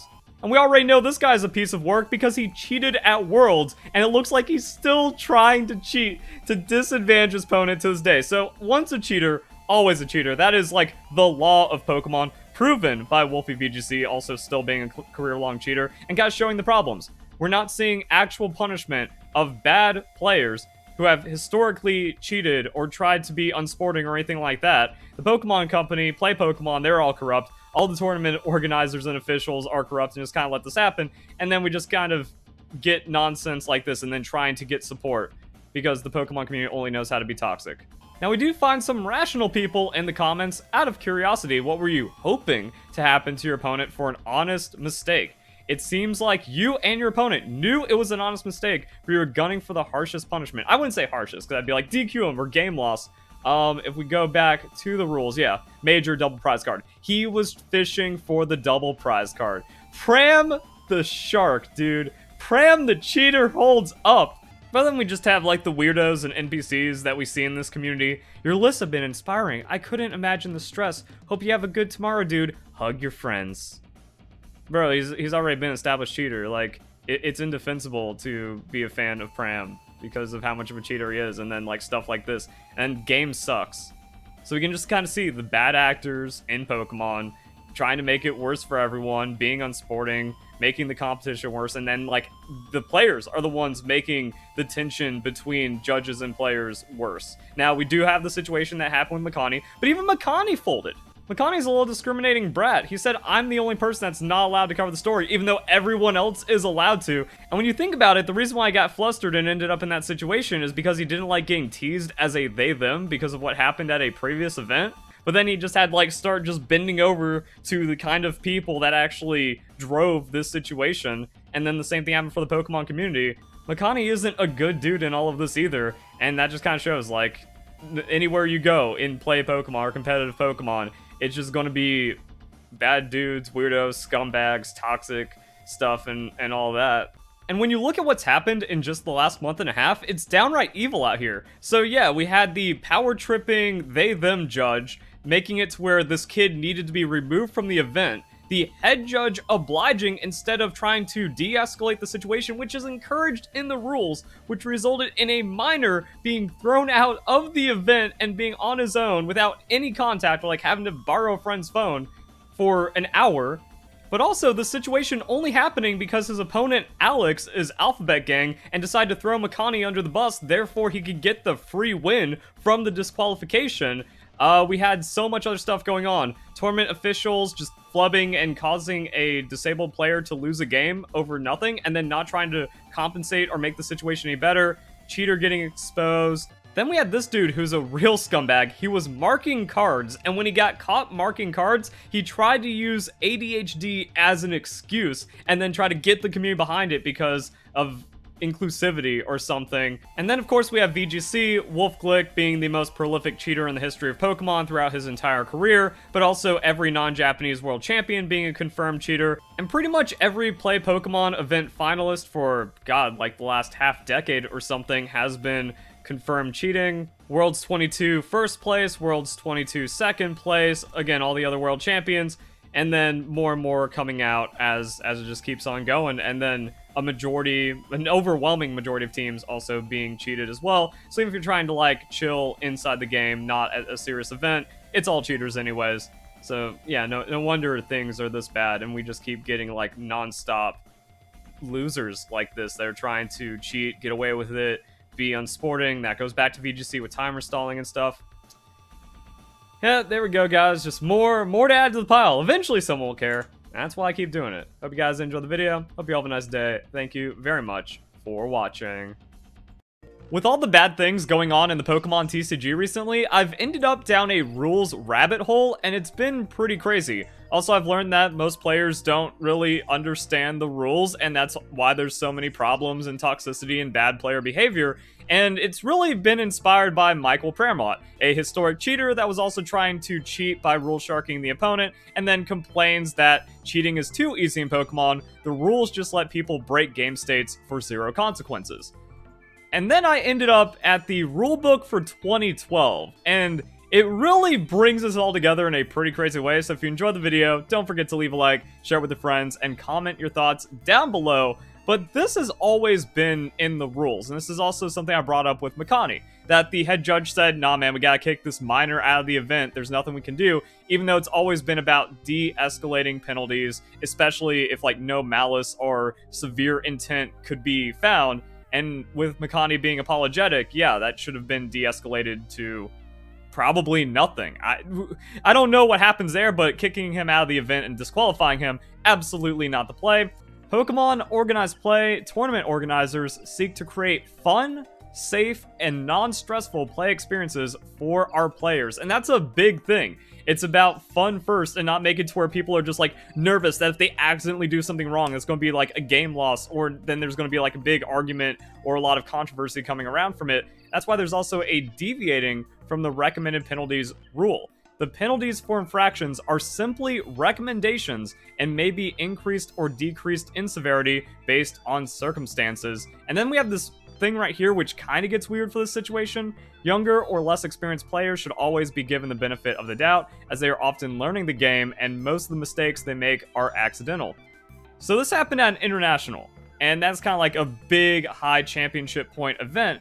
But internationals are now entry level. That back in the day, to go to a national event, you actually had to qualify for it. But now anyone can just kind of show up as their first event, maybe even like fluke to a high ranking and then end up with a ton of championship points.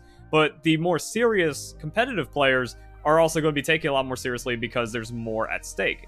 But a big encouragement on judges is to not come down too hard on the rules, because people are just trying to have fun playing Pokemon, especially over simple mistakes or accidents. And Michael even says, like, he accidentally flipped over half my deck, but then Michael wanted to escalate the penalty. I was told it would only be a warning, and I appealed because that's inconsistent with how other reveal situations work.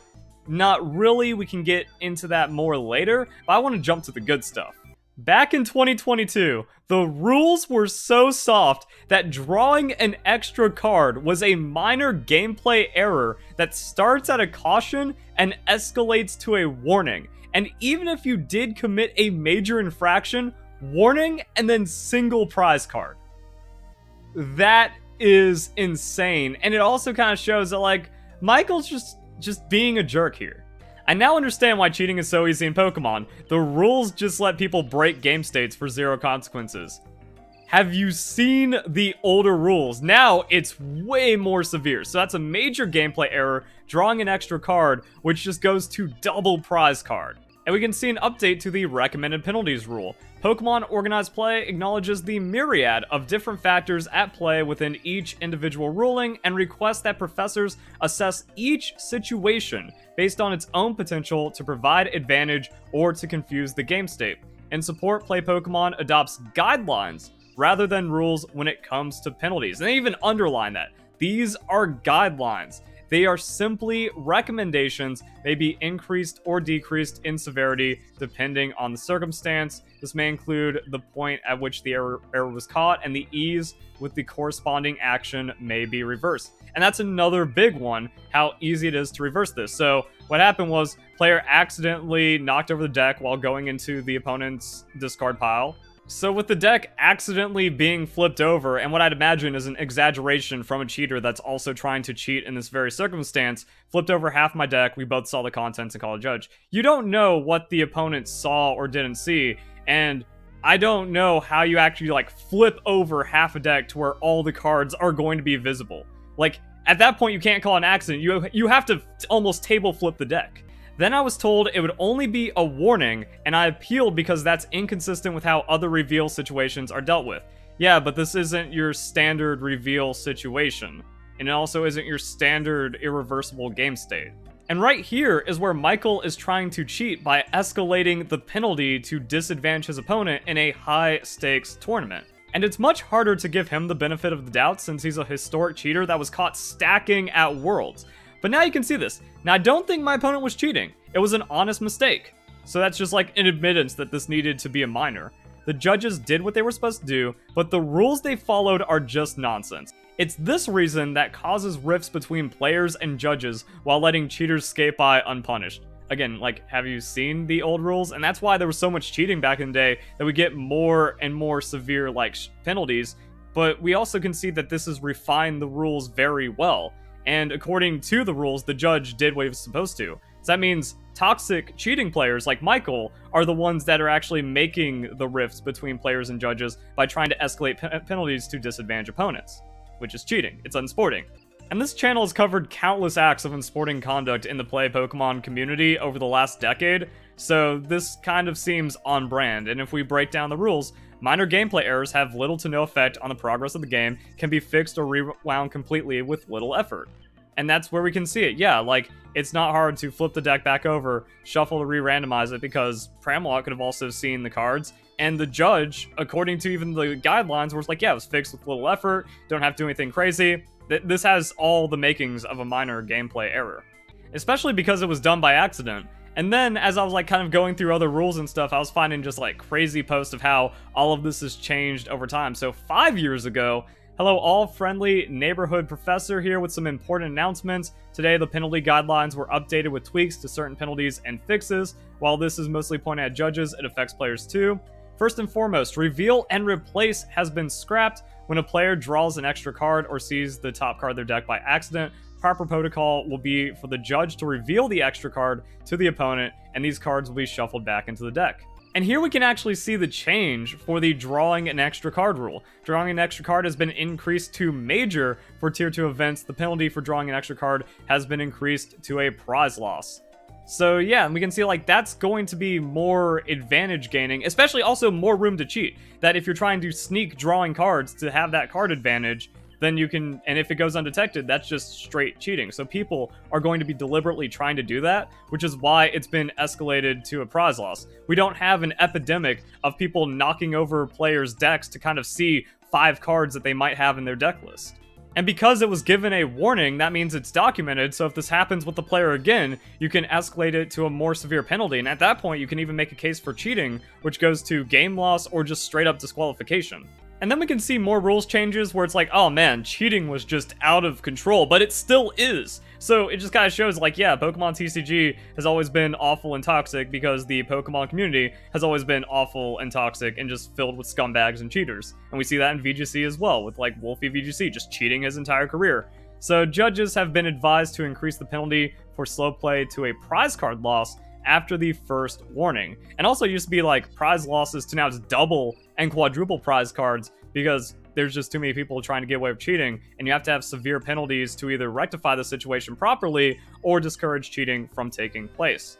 Even rushing an opponent can now be ruled as unsporting conduct if a judge determines that the action was done to manipulate or intimidate the opponent into action. This is a game loss. Now you don't hear about this one much, but it's also one of those things where a lot of players aren't familiar with the rules, so this is probably happening a lot to people and could just be like handed out a lot more frequently. And speaking of slow play, we can just kind of refresh on the history of cheating in the Pokemon TCG. I remember covering this where a player in the finals was penalized and ended up losing the game for slow play, but then it came out like, yeah, he actually already had warnings in previous matches. So people were like, oh man, the rules are too tough. Now, apparently, the rules are too soft or something. So it's, yeah, it's, again, just scumbags in Pokemon TCG, what's new? And then, like, more information came out. It's like, oh, wait, no, the dude absolutely deserved it. And then threads like this are good because you actually see a lot of stories as to, like, how bad it is for a lot of players just trying to enjoy playing the Pokemon TCG. Coming from someone that's been on the wrong end of slow playing, I think this decision was completely justified, and I'm glad they gave him a penalty. It wasn't like his first warning, he was given plenty of warnings throughout the tournament, and the play that finally gave him a punishment was a 70-second stall of gameplay. Back in 2016, I got 10th place at Seattle Regionals with something like 5-0-4. Most of my draws were because I had a favored matchup with my opponent, and they decided to play extremely slow to force the draw. Called multiple judges, and every time it would result in a warning to the opponent. Then a couple turns later, they would go back to the same slow play. This is what happened in my 2012 regionals at VGC, where it was actually against the rules explicitly in VGC to slow play, and also the general conduct rules. So yeah, like, it's unfortunate when, like, there's just so much cheating going on, and now for over a decade. I hope now that this penalty was issued at the highest stage of play, more judges will be willing to enforce stricter rules for slow play. I hope it will discourage others from trying to get away with it. And even 4 years ago, with just like the sad reality, correct, good sportsmanship has been lost. We also just have some other stuff, you know, what are prize penalties? Prize penalties used to be different. That it would be that the prize cards were taken, but now the prize cards are just like, oh, you don't need those two to win anymore, because people were actually manipulating prizes to win. I had this thought while watching championships. Has there ever been a player that has intentionally taken prize cards they didn't earn so their opponent would be awarded prize penalties? I could imagine this happening with Ace Trainer now, or with Counter Energy, but I don't know if it's ever happened. Now, of course, this would be cheating, but it is kind of funny that, like, people were trying to get away with that, and it became a problem where, like, you intentionally make a major error to then, like, set up the game state to where you manipulate the prize, like, advantage-disadvantage situation to then try to win off of that. Until a couple of years ago, a 2-prize penalty meant that your opponent could immediately take 2 prizes, which seems more logical. The reason it changed is that around that time, a bunch of cards were released with mechanics that depended on how many prizes the opponent had taken. As a result, there were potential scenarios where the player being assessed the prize penalty could benefit from the opponent taking the right number of prizes. Under new rule, prizes don't count as being taken, they just don't need to be taken to win the game. So yeah, like this crazy thing about the rules, how like drawing an extra card was a minor, major wasn't a prize card, like wasn't initially a prize card, and it was only 1 prize card instead of 2 or 4. and then like it just jumps to severe on a game loss. But like this is a crazy irreparable game state. And if you want to learn more about game state reversibility, it's actually in the modern rules, and Pram the cheater just wants to ignore all of that. So if for some reason you want to attend a Play Pokemon event, please inform yourself with the rules and procedure. At this point, I don't really see why anyone would want to participate in anything. Play Pokemon is corrupt, VGC is all hackers, there's a ton of cheaters in the TCG, and most of the TCG players are scumbags anyway, because the Pokemon community is toxic, but I will keep on exposing this and hoping that something is done about player behavior. So hope you guys enjoy the video, hope you all have a nice day, thank you very much for watching. Pokemon TCG champion and Worlds finalist Tord Reklev was disqualified from the Pokemon Latin America International Championships, and there's just so many cheaters in all of Pokemon, I can't keep up because this happened a while ago, and I don't follow the Pokemon TCG as closely, so I need people to tell me about the things going on there so I can cover it. But let's see what happened with this post. Round 3, Day 1, I played against a friend from Japan, Gardevoir versus Snorlax Stall. We played a long game 1, which we both knew would decide the series. I lost the game, but without any warning, the judge issued me a match loss for pace of play. The next day, during round 11, I get pulled out of a match during the end of the set, also without any warnings or other indicators that something was wrong. I'm informed that I'm getting another match loss for pace of play. Floor judges then greatly exaggerated when speaking to the head judge. This included claims of a 13-minute turn, among other things. Unfortunately, this has escalated to a disqualification because of the situation yesterday. So 2 instances of slow play leading to a disqualification at the International Championship. There were multiple judges watching me every round throughout the tournament, and at last match, they admitted to have no less than 4 judges on the task. I just wish that the judges would have been more communicative, as both my opponents and I saw no issue. Just getting handed a match loss in DQs without any indication that my pace was not good enough is against the guidelines for judges in the first place. Cheaters blaming the rules. You love to see it in Pokemon. But as a player, I don't have much power. The people here in Brazil have been so amazingly kind to me, and I'm sad I'll probably not return after this experience. My disqualification is one of many questionable decisions made by the staff at Latin America International Championship over the years, so more drama and controversy behind that. If you played against me during any round, feel free to share your experience. Doesn't matter, you got disqualified for slow play. A good sign the judges were correct and someone was trying to cheat is when the post talking about disqualification has a lot of deflection and woe is me, I didn't even get a warning inside of it. I mean, the dude got second place in the Pokemon 2023 World Championships. He should know the rules. He should know the pace of play. Such an experienced player that has also won championships shouldn't get extra leniency in the rules.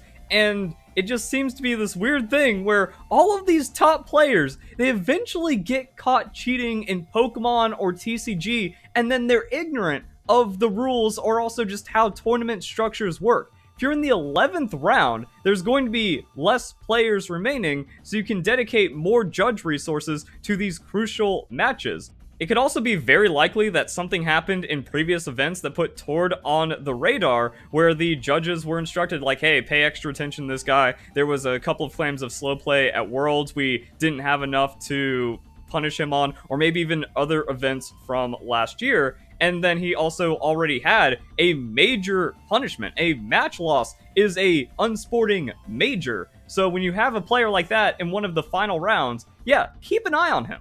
And let's see how people are responding to this. 13-minute turn, how is that even remotely possible? And it's kind of become a meme that I've seen in multiple places because I went to a video featuring Tord from the LAIC to see what the comments had to say. So it's a pain to see Tord is playing slow again and again. He should be banned from every official tournament for the season. He will keep on doing it. So apparently a history of slow play, which then justifies the judges having to keep a closer eye on him. And the YouTube comment that informed me about this said that's what Tord frequently does. He'll win game 1 really fast and then slow it down for game 2. And it looks like he got too comfortable in that when eyes were watching, gets the disqualification because it's clearly against the rules to do that. So we can also see the Pokemon community just being completely rotten. VGC, TCG, I can't recommend anything from Play Pokemon because it's all cheaters and scumbags. So did you watch the games? You won 2-0, played super fast. Ah, yes, just because you play super fast in some matches doesn't mean you're trying to manipulate other ones where you have issues. But then the reply, I watch almost every tournament match. He's playing super fast? No. He plays unnecessary drawing cards and searches his deck without any limit. He's doing 13-minute turns. See, there's the meme again. And you're saying he's super fast? Bruh. And then the last comment also encapsulates how everyone is cheating in the Pokemon TCG as well as VGC. So ban the majority of top players. They all do shady moves, especially against the average Joes. Yes, that's cheating, and that is what we've been covering on this channel throughout the year because TCG cheating has also gotten out of control, and a lot of it are illegal moves done through deliberate procedural errors to confuse the opponent and manipulate the game state, which is how cheating in every card game works, and Pokemon's got the sharks as well. So if you pay attention to the TCG, yeah, there's multiple cheating stories that come out of every event, and there's also a lot from top players like Michael Pramwat, who I caught stacking his deck years ago. And he's still able to compete, he's still topping at Worlds, and he's still trying to cheat even in 2023, which is what I covered in an earlier video. We also have the Makani situation, which happened early in the year, where after reviewing the play, it was clear that Alex threw Makani under the bus, did not care what happened to the poor kid, just to take the free win that was presented to him. TCG is rotten. Further showing how rotten the TCG is, we have this. From my personal experience, you're able to drastically change your pace of play in order to take advantage of time, which is a gray area in the Pokemon TCG. That's a straight up lie because it's explicitly in the rules that you are not allowed to manipulate the time of any match, and that's slow play or just straight up unsporting behavior. And oh, wait a second, this is a finalist. You can't talk about it when you cheated the Santiago finals. Oh, Pedro, you cheated on the Santiago regional final, and then people coming in, it's not a gray area. Tournament Rules Handbook straight up says making actions that accomplish nothing is a major unsporting conduct infraction. And that's also what this comment is getting at, where it's like, yeah, that is what Tord does, is that he does unnecessary actions. There are videos of him burning time with staggering actions. It's in bad taste, and you should not be allowed in the TCG, period. If you can't win with your cards, you don't deserve to win at all. You were disqualified from sporting conduct, not pace of play. Anyway, it was more than deserved for the intentional slow plays and 10+ minute turns, and then dropping the rulebook. During a match, a player makes legal plays that have no effect on the game in progress or plays unreasonably slowly in order to manipulate time remaining in a match. TCG, that's unsporting major, match loss, end of story. The slow play rule isn't there for Worlds finalists and former champions. That's there for newer players so they can get a warning, they can get caution, but then when it's something that happens multiple times, you've already received slow play warnings however far back in the past, then that's when it gets escalated because like, oh yeah, this is deliberate. And that's another thing about the rules because, again, it's weird that these cheaters have never read any of the rules, that unsporting conduct has the separation of being deliberate, that the judges deem slow play is deliberate, immediately escalated to a match loss, and then you get the severe disqualification when it turns out like, oh wait, this dude's just cheating. Slow play is such a loose term, except we just saw it in the rules be pretty clearly defined, and multiple people back it up that, yeah, Tord actually does a lot of unnecessary actions which violate the rules. I dislike it could be molded by any judge to punish someone. The fact they had 4 judges on you leads me to believe this was coordinated and pre-planned. So now we just get into the toxicity of the Pokemon community. Rules don't matter, and cheaters are fine.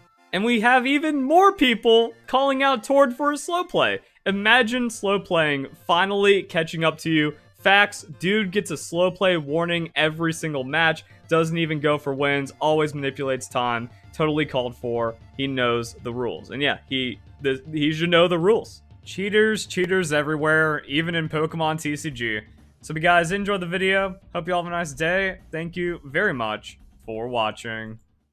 Now that's it for Tord Saga, but then it spilled into even more cheating to be discovered inside of Pokemon. So we had this player who has been banned indefinitely for slow play, who made an appeal back in September, but this was just kind of like admitting to rule-breaking behavior. There's just no way, dude. It's like every top player in all of Pokemon is cheating. There's actually a match at the Internationals with Tord versus Jay, and it's a top 4. Crazy how it's always cheaters finding themselves at the top in both TCG and VGC. Ban number 1. At the Pokemon World Championships, after winning quite a few matches, I began throwing up an inappropriate hand sign known as the Shocker. After going to win the Pokemon World Championships, I received a letter in the mail stating I was banned for 1 year. However, he said, yeah, this was correct. He was just a punk trying to be cool, but it's an inappropriate action. Ban number 2. 5 years later. In the old structure, when you won a regional championship that season, you would receive an optional 2-round bye for your respective country's national championships. I was playing with some friends in a Team Canada fantasy draft, taking guesses at how local players would do at the Ontario Regional Championships. I came in last place, and my punishment was I had to convince a judge at the Canadian Nationals that I won a regionals. So he lied to try to get the 2-round bye. He told the judge it was a prank, but when the round pairings went up, he was shocked to see that he actually received the bye, and then he was disqualified because he lied to tournament staff about winning regionals, and then he also delayed the event start time, which risked the integrity of the event, which is also very serious. For a prank, he messed with the tournament pairings and structure. I am very happy to see that he was banned for 3 months because of this, because we actually need to see some form of competitive integrity in Pokemon, but then his thoughts is that this is his most egregious ban. Lying to tournament staff for a prank, and then actually having that be misunderstood to where it affected the tournament. And then we get to ban number 3, which led to the 5-year indefinite ban. In the 3 years between 2015 and 2018, I ramped my level of competitive play and started writing articles for 60cards.net. My suspicion for this ban is due to one of these articles, which I'm sure by now many of you have seen. Pokemon never officially confirmed the reason, other than stating I was promoting unsporting conduct. The article in question dived into strategy that many top players use to gain an advantage by manipulating pace of play. This open secret among top players using small actions to rack up seconds on the clock over the course of a game makes a big difference between winning and losing. So it turns out he was a cheater all along. All the top players are doing it, so slow play is the ginning of TCG. And then he writes an article about it, teaching players how it works. After reading the rules, what I thought was a gray area, there it is again, like we saw with that dude earlier. No, it's not a gray area, it's explicit. It's strictly against the rules. I no longer believe these actions are okay. Doesn't matter. It means that you've had multiple slow play infractions in the past that went unpunished, and then you also made an article talk about how it's an okay strategy. The reality is that many players do these things all the time, though that doesn't make them any less illegal. I made the mistake of describing these techniques in a context that encourages them, rather than writing about them for the sake of raising awareness. In the same article, I covered ways to defend against extreme attempts to manipulate the clock, but this particular paragraph of my article was screenshotted and taken out of context. Ah, yes, the out of context of, here's some things I like to do when I realize the clock is low. Check your opponent's discard for resource usage. Shuffle your deck an extra few seconds each time. This adds up. Do actions. He's teaching people how to cheat. Of course you get banned, especially after you've lied to tournament staff and you were a punk from the beginning. My thoughts on ban 3. At the time, I thought manipulating clock was a gray area and the article would be well received. I've since learned that these actions are not tolerated. I think being punished for my article is completely justified. However, the length of the ban is what I have a problem with. I've been unable to play Pokemon TCG for the last 5 years with no end to my ban in sight. My opinion, 5 years is an awfully long time. I guess the Pokemon community is just completely unfamiliar with permanently banned, which happens in everything else. There's no fear of cheating in the Pokemon community because bans like this are far too rare for people that cheat far too frequently. Also, I'll be blunt here. In the midst of the article, I admitted to using these strategies myself at the time, which was true. Keep the cheater out forever. How about that? Overall thoughts and opinions on the situation. I believe Pokemon accounting for what I did when I was 14 in my current ban is ridiculous. No, like, that's why we have this history of all the bans. That's a big 3 strikes you're out, buddy. I was 22 at the time of ban number 3. To think I hadn't learned my lesson about inappropriate hand gestures 8 years later is extremely unlikely. Yeah, the permaban is 100% warranted because no one in the Pokemon community has any respect for competitive integrity, and we just keep seeing that more and more. All my bans are isolated from one another and should be treated as such. No, that just kind of shows that you'll just move on to the next rule violation until you get caught. And it gets even better. Conclusion and my apology to the community. I've taken steps to mature myself as a member of this community over the 5 years I've been banned. I purchased a beautiful home with my partner. I've gotten engaged to my favorite person. My dog Beaker joined the family. I've been strengthening my career with non-profit sector to give back. I learned French. I am working towards getting my degree, and I'm looking forward to having children. The thought of not being able to be present with my future children in a tournament venue, should they consent to playing Pokemon, genuinely terrifies me and is one of the sole drivers as to why I'm writing to you now. So this is just like a letter to the Pokemon community to like get support and try to get him unbanned. But why is it that these cheaters always deflect when caught and then never show any real reform? Just because you have a dog and a wife and plan on having kids doesn't mean you're going to cheat again. If anything, it's actually an incentive because the prize pool has been upped for modern Pokemon. Kind of strange that now the cash prize is getting pretty fat, he wants back in with all of these life responsibilities as a proven cheater. Now, the last part is just speculation, of course, but after seeing competitive Pokemon just be all cheaters in both Pokemon VGC and TCG, with even, like, the admittance that this is an open secret among top players, and other forms of cheating that I've covered, such as rules lawyering, card marking, deck stacking, and deliberate procedural errors to add extra cards into the hand or change the board state. Yeah, Pokemon is just rotten. And he said he wants to start discourse about this because he's been seeing more talk about slow play and manipulating the clock on social media, except I went through his Twitter history and I haven't seen anything about him calling out slow players. There's no way that I'm one of the only people in all of Pokemon. Like, my focus is on the video games. I do kind of pay attention to TCG because I have Pokemon TCG and Yu-Gi-Oh! Experience, and I also can spot cheating from my time that I've spent in those games. And I'm the one that's watching VODs of tournaments to call out cheating like what we saw with Michael Pramwat and some other players in the past. Now, there are other players in Pokemon TCG that do spot and call out cheating, so at least it's better than Pokemon VGC in that regard.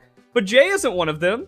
If he wanted to do better by the community, he would actually be catching cheaters. But no, the problem is everyone's friends with each other, and it's an open secret that everyone cheats, so you can't call out someone else for cheating because someone else will call you out for cheating. But as it stands, we have come back to Pokemon, free Young Thug, free Jay, free Jay, free Jay, free the guy. So that's all it is. It's just blind support for a cheater. The dude has admitted to cheating and wrote an article instructing people how to cheat, which led to an indefinite ban, which should just be a permaban for life because that's how every competitive game, sport, or esport operates. See, that's pretty much what's going on here, but it shows that the cheating problem in Pokemon TCG goes very deep, and it's for the same reasons as VGC, because no one actually reads the rules. Off of the back of my Tord video, I've seen people say, well, it's the Pokemon Company's fault. Again, we see this in VGC. They say it's the Pokemon Company's fault because they're not clear enough about the rules, and slow play is way too ambiguous, even though in the current Pokemon rules, this is the penalty guideline, and we have tempo of play. Here's how long each action should take. Now, people that actually play and watch TCG are probably appalled to go, wait, everyone is slow playing and everyone should be punished, but these are guidelines only and should be considered within the context of normal gameplay. However, you can see how easy it is to break the rules and how so many players are actually just violating them because slow play and unsporting conduct has become the norm inside of Pokemon TCG because there's not enough punishments. And then when we see punishments like this, no, it's not fair. So yeah, competitive Pokemon is a complete joke on all sides. All the top players are rotten cheaters. The Pokemon Company and Play Pokemon is just filled with corrupt individuals, either looking out for their friends or not wanting to make the punishments that are necessary because it would destroy their entire scene. I've been covering this for almost a decade now, and it hasn't gotten any better because cheaters don't fear anything. They can cheat, get away with it, all the worst that they have to suffer is a disqualification, because bans are very few and far between, and there's definitely not enough of them in the Pokemon VGC and TCG. However, it's stories like these and Tord's and what happened at the 2023 World Championship when we're actually seeing disqualifications that at least show that, okay, the critical mass has gotten insane and the Pokemon Company has to take some action a bit more frequently, which is nice to see. So, hope you guys enjoy the video. Hope you all have a nice day. Thank you very much for watching. If I had $1 for every time someone cheated and played Pokemon, I could probably retire, buy a house, build a lake, stock it with some largemouth bass, you want some bluegill in there, and be happy. But no, my favorite franchise is plagued with scumbags. So we got TCG Day 2 for the Pokemon North America International Championships, and I don't only catch VGC cheaters, even though that's kind of like pointless at this time, because they're all cheating. All the top VGC players are cheating, and it's gone from, you're crazy, Verlisify, no one's cheating, to, okay, everyone's cheating, but here's why it's a good thing. Now, if you're thinking, oh, the Pokemon VGC is cooked, it looks like a lot of people are having fun over in the TCG, I'm just gonna play that. No, you're wrong. There's just as many cheaters, and it's all the top players. I mean, this is Day 2 of Internationals. Alright, so let's go through this. Dude plays an Ultra Ball. I tried to get the recording, but it's like, wait, I have to slow it down from the very start. So he gets a free peek at his deck. Oh, look at that. His unfair stamp. That's a pretty strong ace spec. Oh, he looks at it again. Finds the Pokemon he's looking for, knows exactly where the OP card is, checks his deck again, trying to remember where some of those cards are hanging out, grabs the Jirachi with the Ultra Ball. He already took his card. He already knows what he's doing. Just looking through his deck again. Oh, bro. Okay, so I just saw some really wild stuff on the frame-by-frame rewind, and I had to go back to quarter speed, so we're at 0.25 right now, because instead of naturally splitting his deck in half, he takes his right hand over his left hand to split like a weird part of the top, and then he does the double, like he misses twice on the false shuffle, dude. How does a judge not catch that? On stream. What is this? And then we just have, like, the most awkward, weirdest non-shuffling to keep the cards exactly where he wants them. Oh, what? What? The fakest. The fakest shuffles. Oh, what's that? A fake riffle? Because, like, your cards aren't going anywhere, buddy. Bro, he's so bad. How does that... How does that not get caught by immediate disqualification right there? Also, the weird thing is, as this is going on, dude is shuffling his deck from the Super Rod. And then this dude just kind of playing. So, I mean, like, still shuffling, still mixing up his deck as he's going through. And then that's when the Ultra Ball comes down. Like, dude's actually randomizing his deck, hopefully, while he's searching for his Jirachi. And then, when he's done shuffling, he's going to present his deck, and then, like, just weird stuff happens.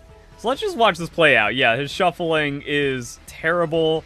Other dude is shuffling at the same time. They're playing fast because time really matters in these situations. And then, he throws his deck to the right, does the cut, doesn't offer a cut.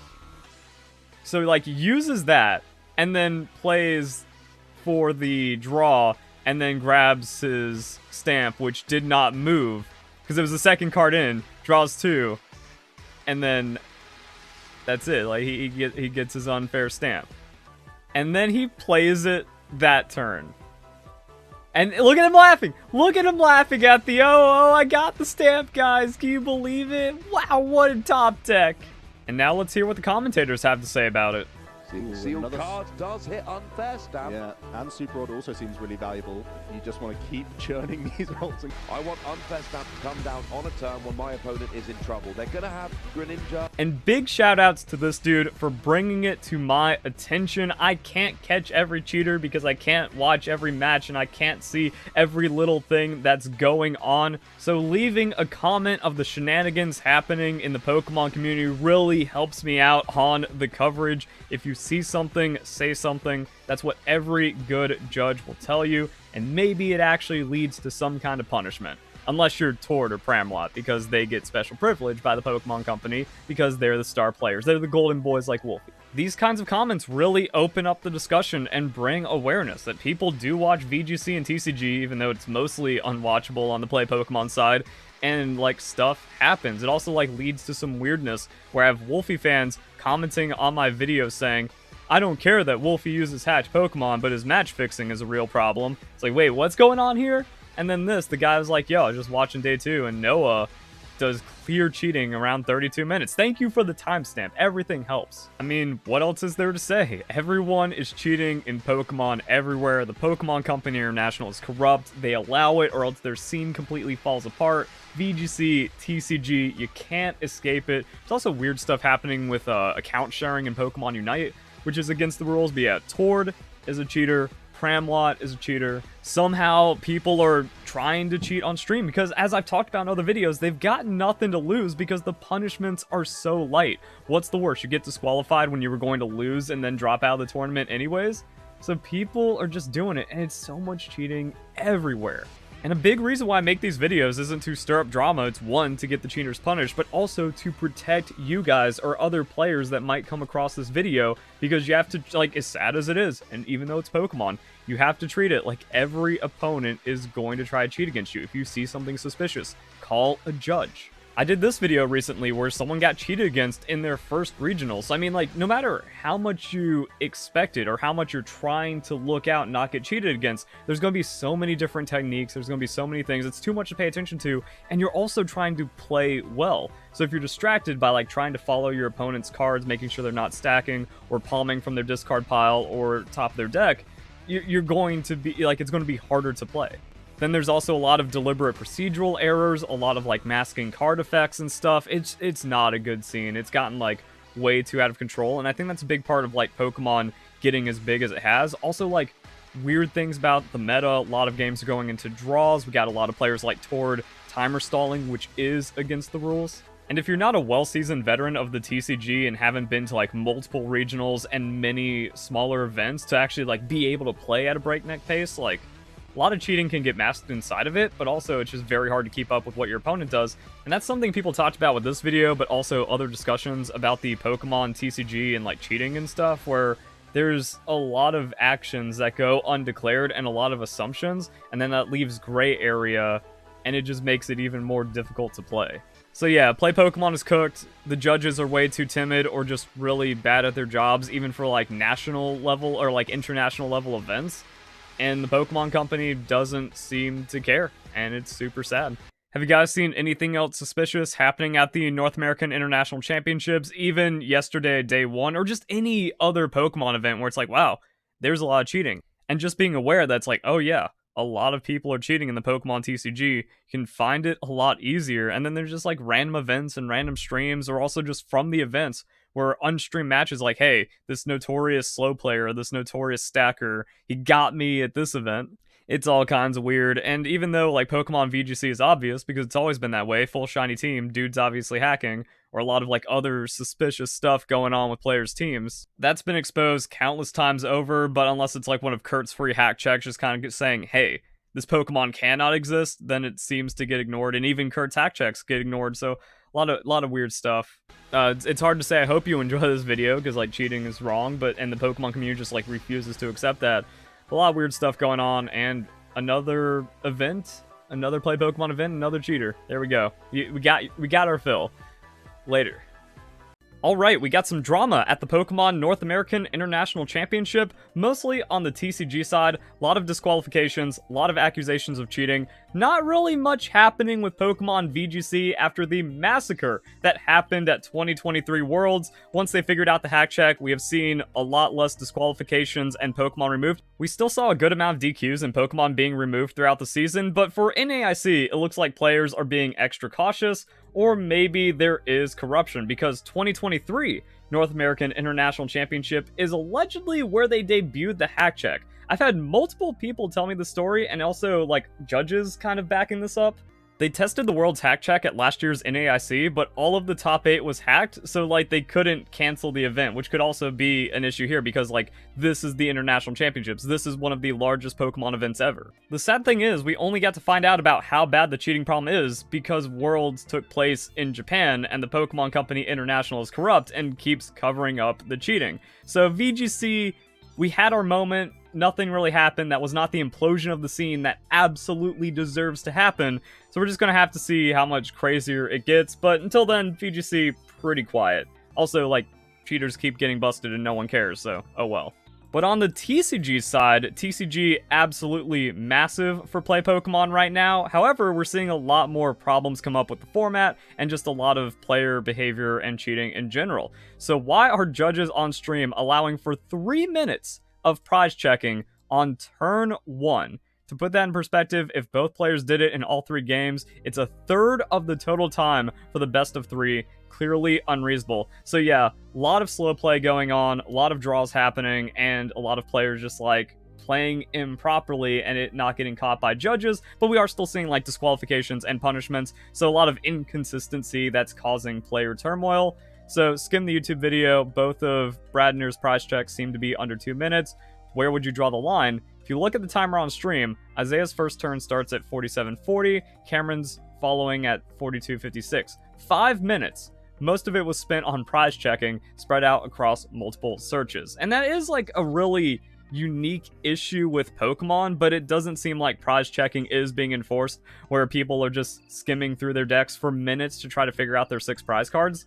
If it takes that long, that's a skill issue, and there needs to be some kind of enforcement on that. And then going into the draw issues, oh look, they didn't even get to start Game 3. I'm shocked. Hey, look at that. Our boy Tord, notorious cheater in Pokemon TCG, Tord vs. Vance World Finals, had 5 minutes, 32 seconds worth of time violations due to the first turn deck searches. Something's gotta give. So yeah, as you can see, a little bit of drama coming up. And now, like, again, TCG is getting so big, so much popularity and publicity. And now a lot of people are paying attention to the streams, the slow play, and just all of the other issues that are going on. Also, yesterday, we talked about Noah and his deck stacking. He actually got disqualified for it. People were talking about the DQ before I even made my video. I woke up, I saw the comment, and I went, wait a second, I'm going to look into this for myself, but apparently he was already disqualified. I can't keep up with everything going on in the Pokemon community because most of the community has me blocked for being against cheating. Which means, like, if you hear about anything, please comment. I need to get on the story because it's really hard for me to find a lot of the information. Also, with over 90% of the Pokemon community being toxic, cheat defending, and trying to, like, cover up some of this stuff, it gets extra hard for me to break these stories like I used to. And it's because I broke all these crazy cheating stories that it gets harder for me to find them. But yeah, Noah actually got DQ'd for egregious deck stacking, which is great to hear. However, his cheating friends came in and tried to defend him, so I hate drama. Unfortunately, I have to be making this post. Please read below and watch the clip before replying. The reason why a lot of people agree that Noah was stacking is because they watched the clip and they saw him fail false shuffles and mishandle his deck and then draw the unfair stamp in the exact same position. That doesn't happen by coincidence. So it's also funny because if you read the whole thing, their summary is, I think it was a series of unfortunate events. But that's different than this TLDR, he did not cheat. Play Pokemon community is disgusting, guys, but at least a lot of people are onto it. Sorry, he wanted unfair stamp, saw it at the top of the deck, shuffled, ended up as the second card on top of his deck. Pretty clear that the deck was stacked. Watch the shuffle after the reset stamp. It looks absolutely nothing like the shuffle after the Ultra Ball. And that's one way you can look for if someone's cheating. Like, look at this. He's actually doing it normally because when he shuffled while stacking the unfair stamp, his right hand went over his left hand, and then that's when he did the false shuffles. But now he's actually riffling properly, even though he is bad at, like, actually randomizing the top card, which, if the opponent's cutting, isn't too much of a problem. I also noticed something weird because it looks like the judge didn't feel that the deck was sufficiently randomized, and the judge actually takes the deck and shuffles it. So here we can see the judge actually, like, reaching in. He looks over, and then the judge ends up putting the deck back. It's also weird because he doesn't offer to have the deck get cut, which is weird. So yeah, see, like, I think the judge is noticing, like, wait a second, you're not randomizing the top card, even if that's, like, a natural shuffling thing. So it seems like he was trying to stack the entire time, and then like when he got really nervous about the stack for the unfair stamp, that's what's like, nah man, you're DQ'd. And something like this is actually going to come into play later in the video because the Pokemon community is just all cheaters defending each other, but it just shows no respect for the game, no competitive integrity, and they don't take any of this stuff serious. So we have that, but like, who's Piper? Wait, Piper is friends with Noah. So of course their friend is going to look out for them. It's also funny that Chris Brown follows all of these people, so just non-stop cheaters. If you want to find a cheater, just see who Chris Brown is following. Who's Chris Brown? The director of global esports and events for Pokemon.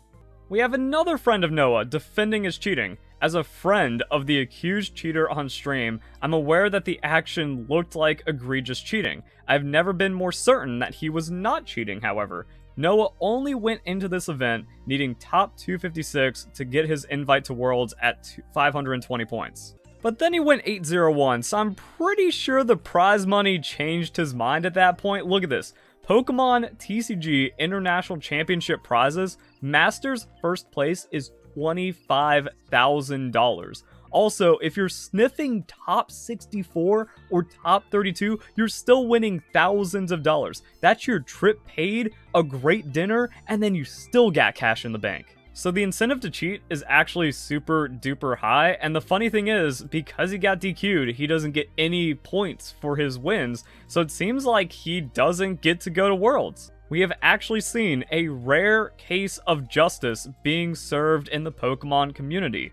So we also have another friend. Like, this dude just friends with everyone. Now they're all covering his clear cheating that the world saw on stream. Flabbergasted that a great player and friend got DQ'd for stacking. Anytime anyone puts cheating or like the cheat cause inside of quotation marks, you just know they're a cheater themselves or they're lying. I get non-stop comments every day of people saying, you're claiming that Wolf cheated, but it's like, no, there is no quotations, there is no but. Using a hacked Pokemon is against the rules, and there's no such thing as a legal hacked Pokemon. Gen Pokemon are hacked. They are illegal by the rules. You are not allowed to use that inside of competition, which is why disqualifications happen, and it's why Wolf has to lie about his confirmed cheating. I played against Noah in Portland. He called the judge on himself multiple turns after realizing he took prizes. Resulted in a game loss for him. He was happy and truly loves the game. And then $25,000 cash prize got in his way, and he really wanted to win. Just because someone shows sportsmanship in a much lower stakes scenario doesn't mean they haven't cheated before or they won't cheat after. Also, this randomly appeared on my timeline. Someone said they got DQ'd from the NAIC. I'm guessing with this pin tweet, they're in TCG. No information about them, don't know anything about what's going on, but random algorithm said, hey, you've been talking about DQs. Here's someone that got DQ'd. Now, we do potentially have a VGC DQ. We have Riley, 5-time Pokemon VGC Regional Champion, also the championship point leader, leaving the tournament after going 9-3. Now, this tournament was so large that going X3 actually didn't remove you from top cut contention, so there was still a reason to continue playing. Now, this has also been a very long tournament, so it could have been a drop just from fatigue since, yeah, like, all of the championship points are pretty much locked up at this point. Maybe that was the math. It's like, oh, I'm going to get like top 64 with this record, so I don't need to continue playing since I have enough championship points. But it could also be a disqualification, and word on the street is it's a problem with his Miraidon that got him DQ'd because, like, yeah, once you're this late in tournament, that's when we see more and more DQs. If he doesn't earn any championship points from the event, it means he was DQ'd. So we're going to have to see how that plays out, but everyone's cheating in VGC anyways. Also, just finding random things that pop up or random people talk about things. I leave for NAIC tomorrow, and I don't have a team. Wait, this guy got busted at Worlds for having cheated Pokemon after already being confirmed cheaters. Wow. We have this on the TCG side, DQ'd NAIC, 10-3-1 in top 8, getting disqualified. So this goes back to what I was saying about how uncompetitive the community is. This dude, like, tells his story. NAIC, 8-2-1, facing a very bad matchup in the 12th round, Snorlax Stall. That deck cannot take prizes, and in the middle of the game, the judge stopped me and said I was trying to put Unfair Stamp on top of the deck, which I wasn't trying. Which is also kind of funny, because, like, the judges are aware of the power of Unfair Stamp, and there's already been disqualification from stacking, and I'm guessing a lot of other DQs and a lot of other warnings and penalties handed out. So we got a warning because it seems like he was trying to manipulate his deck. Win and in. I was 9-1 and facing future hands in the 14th round. I was up 1-0 in that series, and I was going to win game 2. With no outs left for my opponent to win the game, I used my Unfair Stamp, and the judge said I was looking at my deck while shuffling. I was not looking at my deck, 0 cards I needed at that moment, and I was going to win by simply attacking and getting into top 8. With that, they decided to disqualify me, the only way they can stop me from winning. That doesn't make any sense. Also, you can just see the dishonesty in these people. No, you are not 10-3-1. You were disqualified. You were 9-3, and then you got the loss into a disqualification for cheating. And then this person made a really good point that shows a lot of inconsistency in their story. 0 cards I needed to win by simply attacking. Then why play Reset Stamp? Why even complete your turn? It's like, wait, if I just attack, I win. So you attack and win, you get your win, no nonsense, no shenanigans, and now you're in the top 8.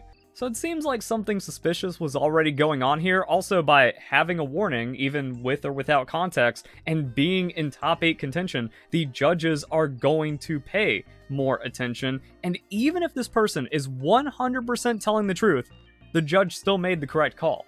This goes back to my video about the 2016 Pokemon World Championships, where you can just see Michael Pramwat shuffle with his deck practically face up. Like, look at this. What are you doing at Worlds? What are you doing as, like, a supposed good player shuffling with the cards clearly visible? That should be some kind of warning or infraction right there. At the very least, Gabriel is admitting to procedural errors, and those warrant some form of punishment inside of the rules. So if you keep making infractions, eventually you will get punishment. And if it looks like cheating, disqualification is fair. And that goes back to this. If you don't want to get punished by a judge, just learn to play the game. Learn how to shuffle your cards. So apparently Noah, he was going to get a Worlds qualification from this event. We have a Worlds qualifier here that doesn't know how to shuffle their deck. And also, as we saw earlier in the game, the judge had to pick up their deck and do something with it because he was improperly handling his deck, and maybe he already had a warning going in, even though you don't even need to give a warning. If it looks like cheating, that is straight to disqualification, and that is 100% in the rulebook. So it goes to another thing about play Pokemon and all these cheating brats. They never read the rules. They don't understand how little time you have to take game actions in slow play scenarios. They don't understand how strict it is against cheating. They think they can play sloppy as a Worlds qualifier because they have no respect for the game and this completely uncompetitive scene. So even if he had no intention to cheat, this is a 100% warranted disqualification from the scenario because, wait a second, there is some suspicious stuff going on, and also just how he plays the game. Also, speaking of slow play, more complaints. Slow play seems to be the buzzword for this year's NAIC. Same tournament where Gardevoir was the most successful, seems like those two things go hand in hand wherever they go. With excessive prize checking seeming to be the big thing, but also top 8 represents the 2 most tedious decks we've seen in recent years. So we also have very slow, tedious decks that also give the player a lot of opportunity to deliberately slow play and manipulate time on the clock against the rules. And I haven't seen any talk about prize checking until this event. Maybe a couple of rumblings, but that's also what cheaters are doing. They were playing around with the prize checking in the last couple of events, seeing how much they could get away with it, and then other players are catching on, and now everyone's trying to do the same kind of cheat, much like how when there's a really slow play heavy format, a lot of players are just cheating. Everyone's just cheating. And that's why they defend their fellow cheaters when someone gets caught for slow play, like when people are trying to make excuses for Tord, even though everyone said that Tord is a notorious slow player his entire time playing Pokemon TCG. Another one, 10-3, just got egregiously slow played in a mirror. My opponent received a warning, judge walked away, and pace of play did not change at all. My personal experience with calling judges most of the time, they just walk away because they don't have the capacity to watch your individual game.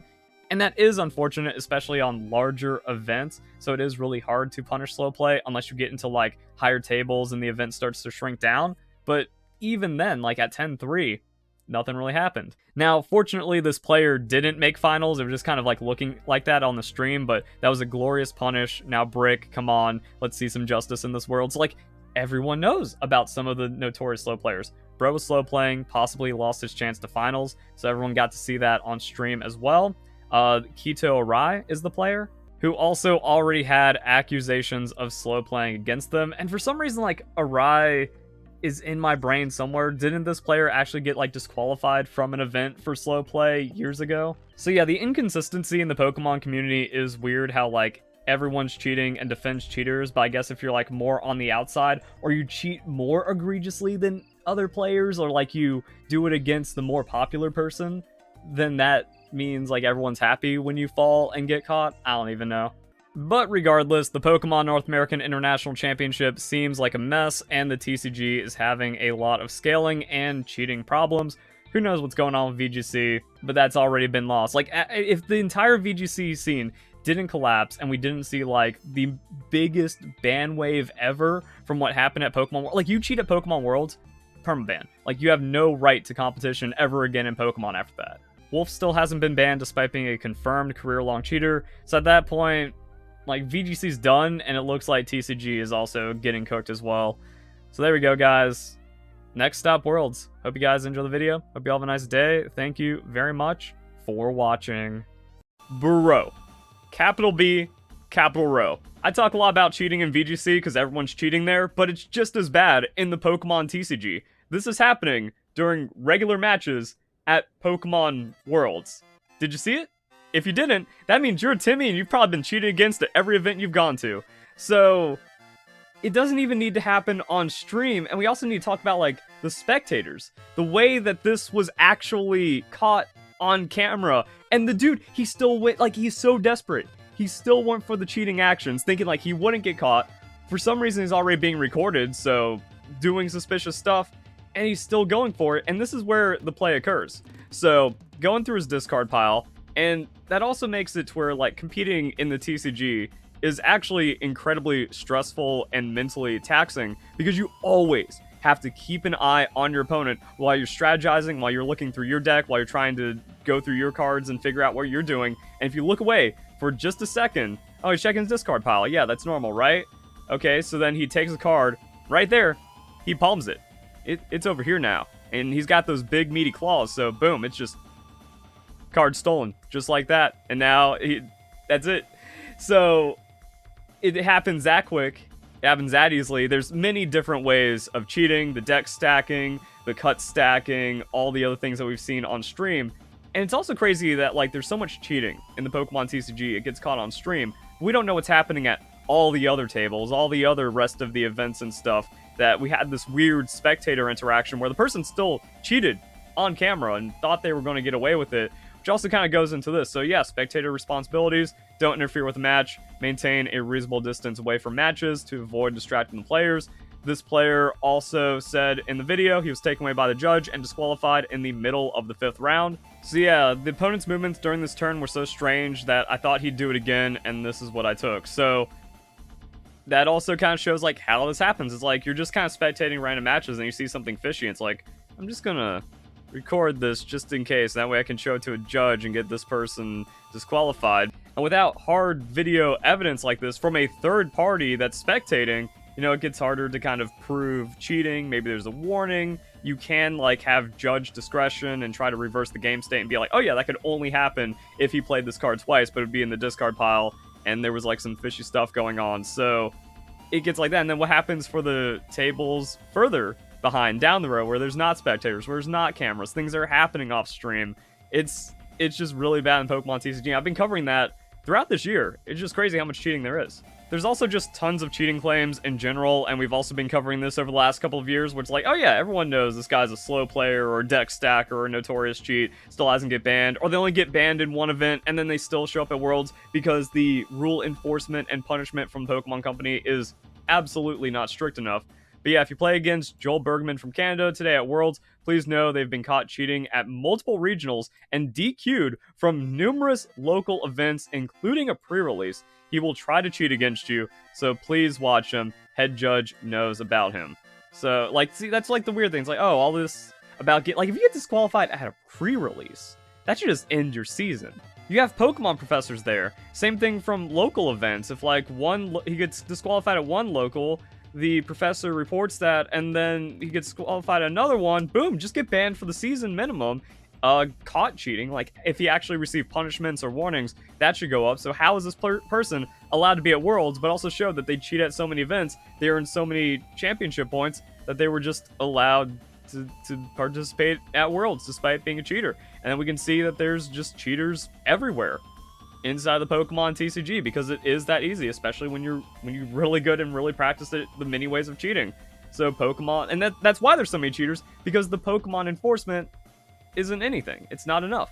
That's also why all of VGC is cheaters. But then we just have weirdos in the Pokemon community that love and support cheating. Going to look into this. If you're wrong, I'm reporting you to the TCG for incitement and cyberbullying and hate towards others during Worlds and get you DQ'd. Cannot call for a community pounce on someone like that. So weird. But there's no call to pounce. It's, hey, heads up, this person is at Worlds and cheats. This is also coming from a regional champion, so if they're saying that, I'm gonna be like, you know what, I'm just gonna pay extra attention to this person, even though I need to be paying attention to all my opponents, because everyone's cheating everywhere in Pokemon anyways. Now on the VGC side, things have been quiet. It looks like the Pokemon Company International turned off the hack check this Worlds now that it's not happening in Japan, and it really is just a cheater parade. We have Eric Rios versus Renzo Navarro starting off day 2. Also, you just kind of look other places. This person got disqualified from Pokemon Worlds last year. That should just ban you for the rest of the season or cause you to lose your invites. Same thing with Riley. They got disqualified at Internationals. That should just remove your Worlds invite at minimum, if not just ban you for a year. So yeah, that's what I mean. You just go through, it's yep, all the names of all the cheaters that have already been caught and stuff. Don't worry, there's receipts, because Koi actually tweeted about their players getting disqualified for cheating in the first event that they were partnered, and there's our boy Eric Rios. We also have Poke Alex, who is supporting other fellow cheaters like Joshua Lorcy. Really disgusting to see stuff like this when he got caught cheating with a hacked Porygon back in Generation 7. Crazy, went from eating ramen and hot dogs just to save money to attend events to being able to go as much as I want now. Hawaii's been good, could shed a tear for real. Deserves nothing in life, but whatever. And then, oh wait, the guy that got disqualified for cheating saying you deserve everything good in life. Same thing going on as my videos from 7-8 years ago with the same people. If someone is a Twitter personality and they got VGC in their handle or a picture of them on stream at an event, they are scum. They are all cheaters. It keeps getting proven, it keeps getting shown, and they all work together and congratulate each other. It's disgusting. And remember Eric's opponent, Renzo. He was invited to the 25th anniversary Players Cup Invitational because he's the Players Cup 4 champion. Oh wait, he actually cheated at that event. Imagine getting invited by the Pokemon Company for an invitational anniversary event, and then you bring hacked Pokemon. Stakataka has memory with its original trainer about practicing Drill Peck. Although some raid seed calculators detect a possible seed from something, there's no possible seed to match Stakataka's result completely with the 0 height and weight, so obviously hacked. Non-legendaries are all mutated from the same source, having the same dates, height, weight values. They even have the same OT memory, so it's all just modded hacked Pokemon into what he ended up bringing for the anniversary because he's a cheater. From the same event, Arash Amadi. Let's look at his team in detail. Oh wait, it's 100% hacked. In closing, team is 100% hacked. We found 0 issues with Naoto's team. Nice. Wolf's Moltres was hacked. Impossible RNG values. That goes back to Players Cup 2. They're all cheaters. Let's see how our boy Arash is doing. Didn't make it to day 2. He was at Worlds though, but then all you have to do is look at this. Oh wait, 2013 World Champion. That's still Generation 5. Everyone was cheating then. They weren't even RNG. RNG has been confirmed against the rules anyways by the Pokemon Company, as well as buying Pokemon. Data mining has also busted Wolf Glick with hacked Pokemon, proving he's a no-skilled cheating fraud. But also, we didn't need the multiple data mines of his multiple teams of hacked Pokemon to know that he's a cheater. Just go back to his 2012 Worlds Finals. Shiny, legendary, hidden power Pokemon in Generation 5. RNG method still against the rules, but he never RNG'd anyways because there's chat logs of Ray Rizzo saying he used Pokecheck. Fucking cheaters. It's all cheating, and it's just not as explosive as last year, but last year didn't cause the scene to come crumbling down. and we can still see the provable corruption between the Pokemon Company International covering up for their cheaters against the Pokemon Company of Japan and Game Freak now that the events are no longer happening in Japan. Also, all you have to do is look at who they're giving features to, who they're putting on stream. Oh, wait, this person got like a high publicity disqualification is allowed on stream at Worlds. The Pokemon Company is just corrupt, and they're flaunting the cheating because they know they have the support, and nothing is being done about it until we get like more coverage and something actually happens. Praying for the day Carl Jobst finds out about this, or just any like commentary creator that's just like, oh yeah, there's all this crazy cheating in Pokemon, you might know this guy Wolf Glick. Well, he's actually a super duper cheater. And it does matter because cheating and then lying about it to steal prize money is evil, but it just looks like, as I've been talking about, everyone in the Pokemon community wants to be a scumbag anyways, so I'll be the only good person fighting it. Hope you guys enjoy the video. That's what's going on in Pokemon Worlds. Hope you all have a nice day. Thank you very much for watching. There's so many untold stories to be discovered in the Pokemon community, and they're just right there on Reddit, Twitter, forums, comments. Like, people have had crazy experiences in Pokemon, and especially play Pokemon, but no one's allowed to talk about cheating that's infesting Pokemon on TCG and VGC, because then it makes the scene look bad, and then it makes all the bad actors look bad, but bad actors and their child audiences that they've manipulated, nope, they all have to go on the defense and then defend cheating and say it's not happening and whatever else. So, first regionals at Knoxville and cheated against. Here's my story. Now, I was thinking Knoxville a year ago. That sounds familiar. Disabled player penalized at Pokemon regional event because of a judge mistake.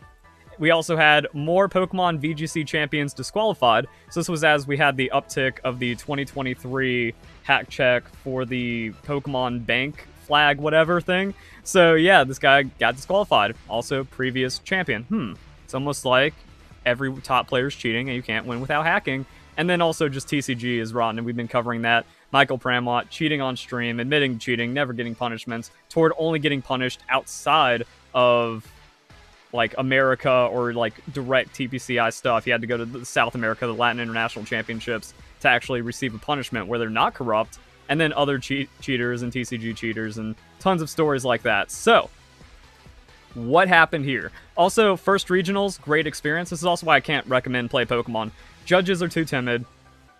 Play Pokemon's corrupt. There's no enforcement of cheating to begin with, so they're not even like looking to ban cheaters or looking to punish cheaters to make to where like you don't have to deal with them so much. And then the community is just rotten and toxic anyways. And this mirrors my first experience at a regionals back in 2012, where I got timer stalled for all my losses because my opponents couldn't beat me, and the judges didn't do anything about it. And there was also collusion, where someone I beat in the previous round would just walk up to my table. I was at top table at VGC Regionals because I was the GOAT and still am the GOAT. They just watched him and said, he's running tank, he's going to be setting up stockpile, timer stall him from the beginning. I called a judge and like explained all that, and then he's just like, and I can't sit here and babysit your game. So yeah. I made my comeback to the Pokemon TCG this past weekend in Knoxville after a 23-year hiatus. Dude hadn't played since 2000. Does that make sense? Like the initial Pokemon hype, everyone in school, in your class, had Pokemon cards. Some immediately fell out of it, some stuck for life, some just maybe transitioned and didn't buy any more Pokemon cards or something. Got the bug again after my son got into Pokemon and started to accumulate an absurd amount of unorganized cards. So that's also another big thing, like, our parents, growing up in the 90s as a 90s kid, they weren't getting into Pokemon that much. Sure, adults still played. Sure, a lot of parents were supportive of it, but it wasn't like what we're seeing now, where it's like, oh, Pokemon's been around long enough to where, like, you grow up with Pokemon, and you have a kid, and then you introduce your kid to Pokemon, and now you're attending events together, or your kid gets you back into Pokemon. It's like, that's some cool stuff right there. It's like I hadn't missed a beat, picked up on the new rules, V-Pokemon supporter, whatever, Pokemon TCG Go live. I was able to verse myself in the current meta. Why not jump back into it for a regional event? That's what regionals are for. Regionals are the event where you just show up, where it's like, yo, I feel skilled. I feel like I've developed something. Let's see how I stack against players in the relative area, mostly the state, and then some out-of-town ringers and sharks and stuff. I thought I was going into this with no expectations. After one sleepless night, 2 mornings of replaying what happened in my head, I've come to realize I was expecting fair play at the least. Same brother. And that's kind of like the weird thing about a lot of these stories, is like, people that don't think they've been cheated against in TCG, if they've gone to multiple events, even locals, they're just ignorant of the cheating, or they realize, like, after the fact, like, wait a second, that's something. Or they hear a story like this. You know, that's why these stories need to be told. They need to get publicity and not covered up by the bad actors and evil people in the Pokemon community that are cheating themselves. See, it's the cheaters that are trying to cover up the cheating so they can keep cheating against you because they want you ignorant. But yeah, I thought I was going to encounter fair play.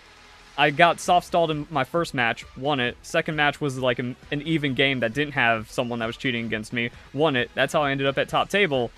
And then that's where it started to unravel because my team was too strong and everyone was talking and all the... Like, back in 2012, there wasn't like a VGC scene, but all the friends and all the quote-unquote top players, you know, were looking out for each other, started leaking my strats, and then judges didn't care. Even though in 2012, the rules actually said no timer stalling in VGC, explicitly. So the phrase, silence is violence, comes to mind, and it was certainly self-sabotage in my case.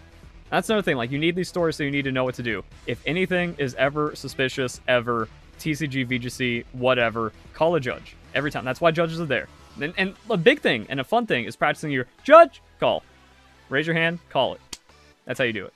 I figured the least I can do is share my experience and let it be known that Pokemon has its spoils. Here's a recap of what happened. Round 8. We were both supposedly at the cutting edge of making day 2 with 4 wins, 1 tie, 2 losses. So this is a win and in potential on round 8 for Dude's first regionals. Huge. Got back into it hard, came out with skill. Lugia versus Lost Box Kyogre. End of game 1, seemingly had the upper hand, ending my turn with a Marnie and knockout to have 1 prize left with multiple outlets to take on the following turn. I know Lost Box can change this quickly, but the game was strongly in my favor. I'd previously taken some of his draw power. Mistake 1. I realized my biggest error the entire time, and perhaps the entire tournament. That's another thing, is like, if you're like, maybe that other loss was I getting cheated against. Did I get slow played in that other game? Was that why I got forced into a draw? You know, like, a lot of other stuff, like, slow play is huge, but also, people manipulate cards, and we've seen it on stream. Like, we saw Michael Pramwat stacking. There was also other coverage where it's like people on stream are making gameplay errors, and it's like, no, that's just like straight up cheating and not even an accident with how they went through the process. Was not counting the key cards in my opponent's discard pile and lost zone. And there's also a lot of stories of people going, wait, I wreck online. I know it's like a lot of kids and maybe not super competitive players and as competitive of an environment as, like, you know, 3+ wins at a regionals or something. But why do I just keep winning more online? That's because all the game actions are accounted for. Now, there's also like personal things where you can misplay and the game like takes care of that for you, which is a lot more difficult in live. So there is more mental power that's needed. And that's another thing, like, you have to go to multiple regionals and multiple events to understand, like, oh, it's just a completely different beast mentally. So a lot of things to take away from just any of these kinds of experiences. But yeah, also the reason why you lose a lot more is because cheaters. You can't get cheated against online. That's why it would be interesting if we actually saw... Like, that's why I want to see more shift to online play, where it's like, oh, no in-person regionals for Pokemon VGC. All your teams have to be uploaded, and it's just all, like, the international challenges, but just local. Because that's what Japan does. They have you qualify through online tournaments, and then you show up for the nationals, and then top placements at nationals get you into worlds. This championship point system and in-person events is just awful. And it's also a lot better for TCGs because you actually have randomization. You can't get stacked against. You can't have players cheat cards and stuff. So there's a lot more integrity. This particular game, I did ask for a tally on Mirage Gates. It was only after replaying things in my head that one of the cards that was abused in the game, I kept count of the cards. That's like so much brain where it's like, okay, I have to keep track of every card my opponent's played, how many times they've brought it back, how many times they've played it, and the sequence to get to that point. Because, like, people, they'll just cheat cards in. I could have confidently called out the cheating when some of these cards were being played more than they should have. Exactly, where it's like, wait a second, it seems like he's playing that too much, or he shouldn't have had that access to that card, and 1, 2, 3, 4, wait a second. And that's when we call a judge, and then the judge looks at it, reverses the game state, and goes, oh, you're cheating. Game loss. Get out of here.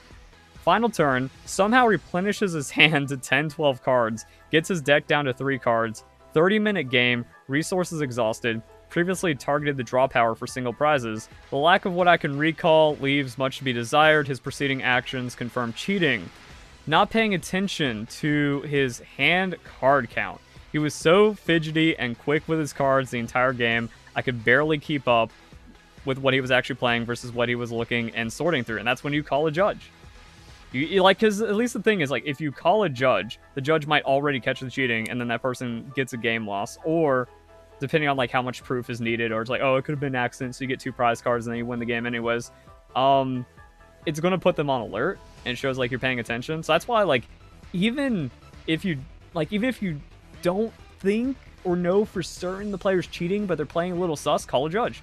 Just calm them down or instruct them. Be like, hey, you not like shuffle your hand every 5 seconds while drawing cards, while like in the middle of an effect you're shuffling your hand. I'm trying to keep up with the game state. And if they say no, that's when you call a judge, and then the judge will tell them to calm down, and then maybe they will. So at one point he was looking through his discard pile. I saw him swiftly take a card there to his hand. Bro, like that's like when you need to be like, what effect was that? I began to ponder if I missed him play something or if he was taking it back. I mean, once you play a card, like, it's not like he discard went, wait, no, you don't get to undo like that. Shovels through his hand again, couple other things, back to looking through his discard pile, takes another card. At this point I was trying to process and make sense of what happened.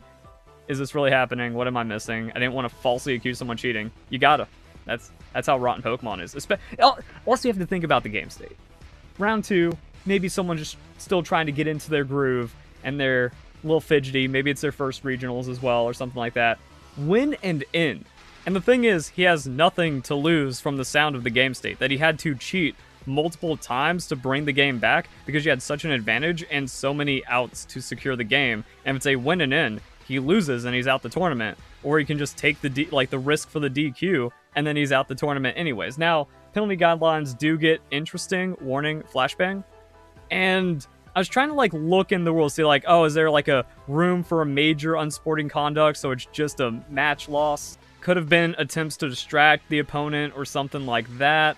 What about gameplay errors? Severe is just going to be a game loss, but even then that doesn't really have any effect. Like, cheating is pretty well defined. It's like, oh, if it seems like the person is cheating, they're cheating, straight to disqualification.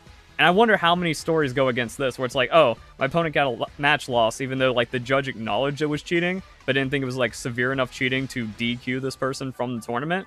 And then like he got like a strong warning on top of it, like, okay, we catch you doing this again, then you're DQ'd. When like, no, just straight to disqualification for acting upon game information from an external source, intentionally drawing extra cards or taking cards from the discard pile, arbitrarily changing the counters in play, stacking, and then like some other stuff, custom firmware on the video game console, Lamau, and then account sharing for Pokemon Unite, which is a story I covered recently.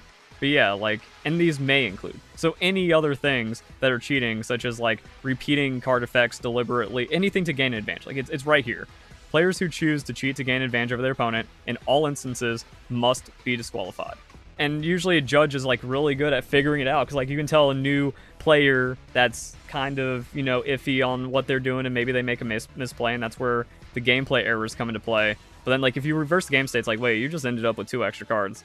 That doesn't happen if you're just like accidental. Also, wait, I've seen you before at the last regionals, or you're that top player that got top 16 at, you know, 2 regionals ago. You know better than this. Get out of here. Get disqualified. And there is a risk on a disqualification. In the event of disqualification, responsibility of head judge to submit a full and thorough report to Pokemon Organized Play. It's funny how like Makani got a report on him for just like doing nothing wrong, and then DQs and VGC just don't seem to have any effect on the player.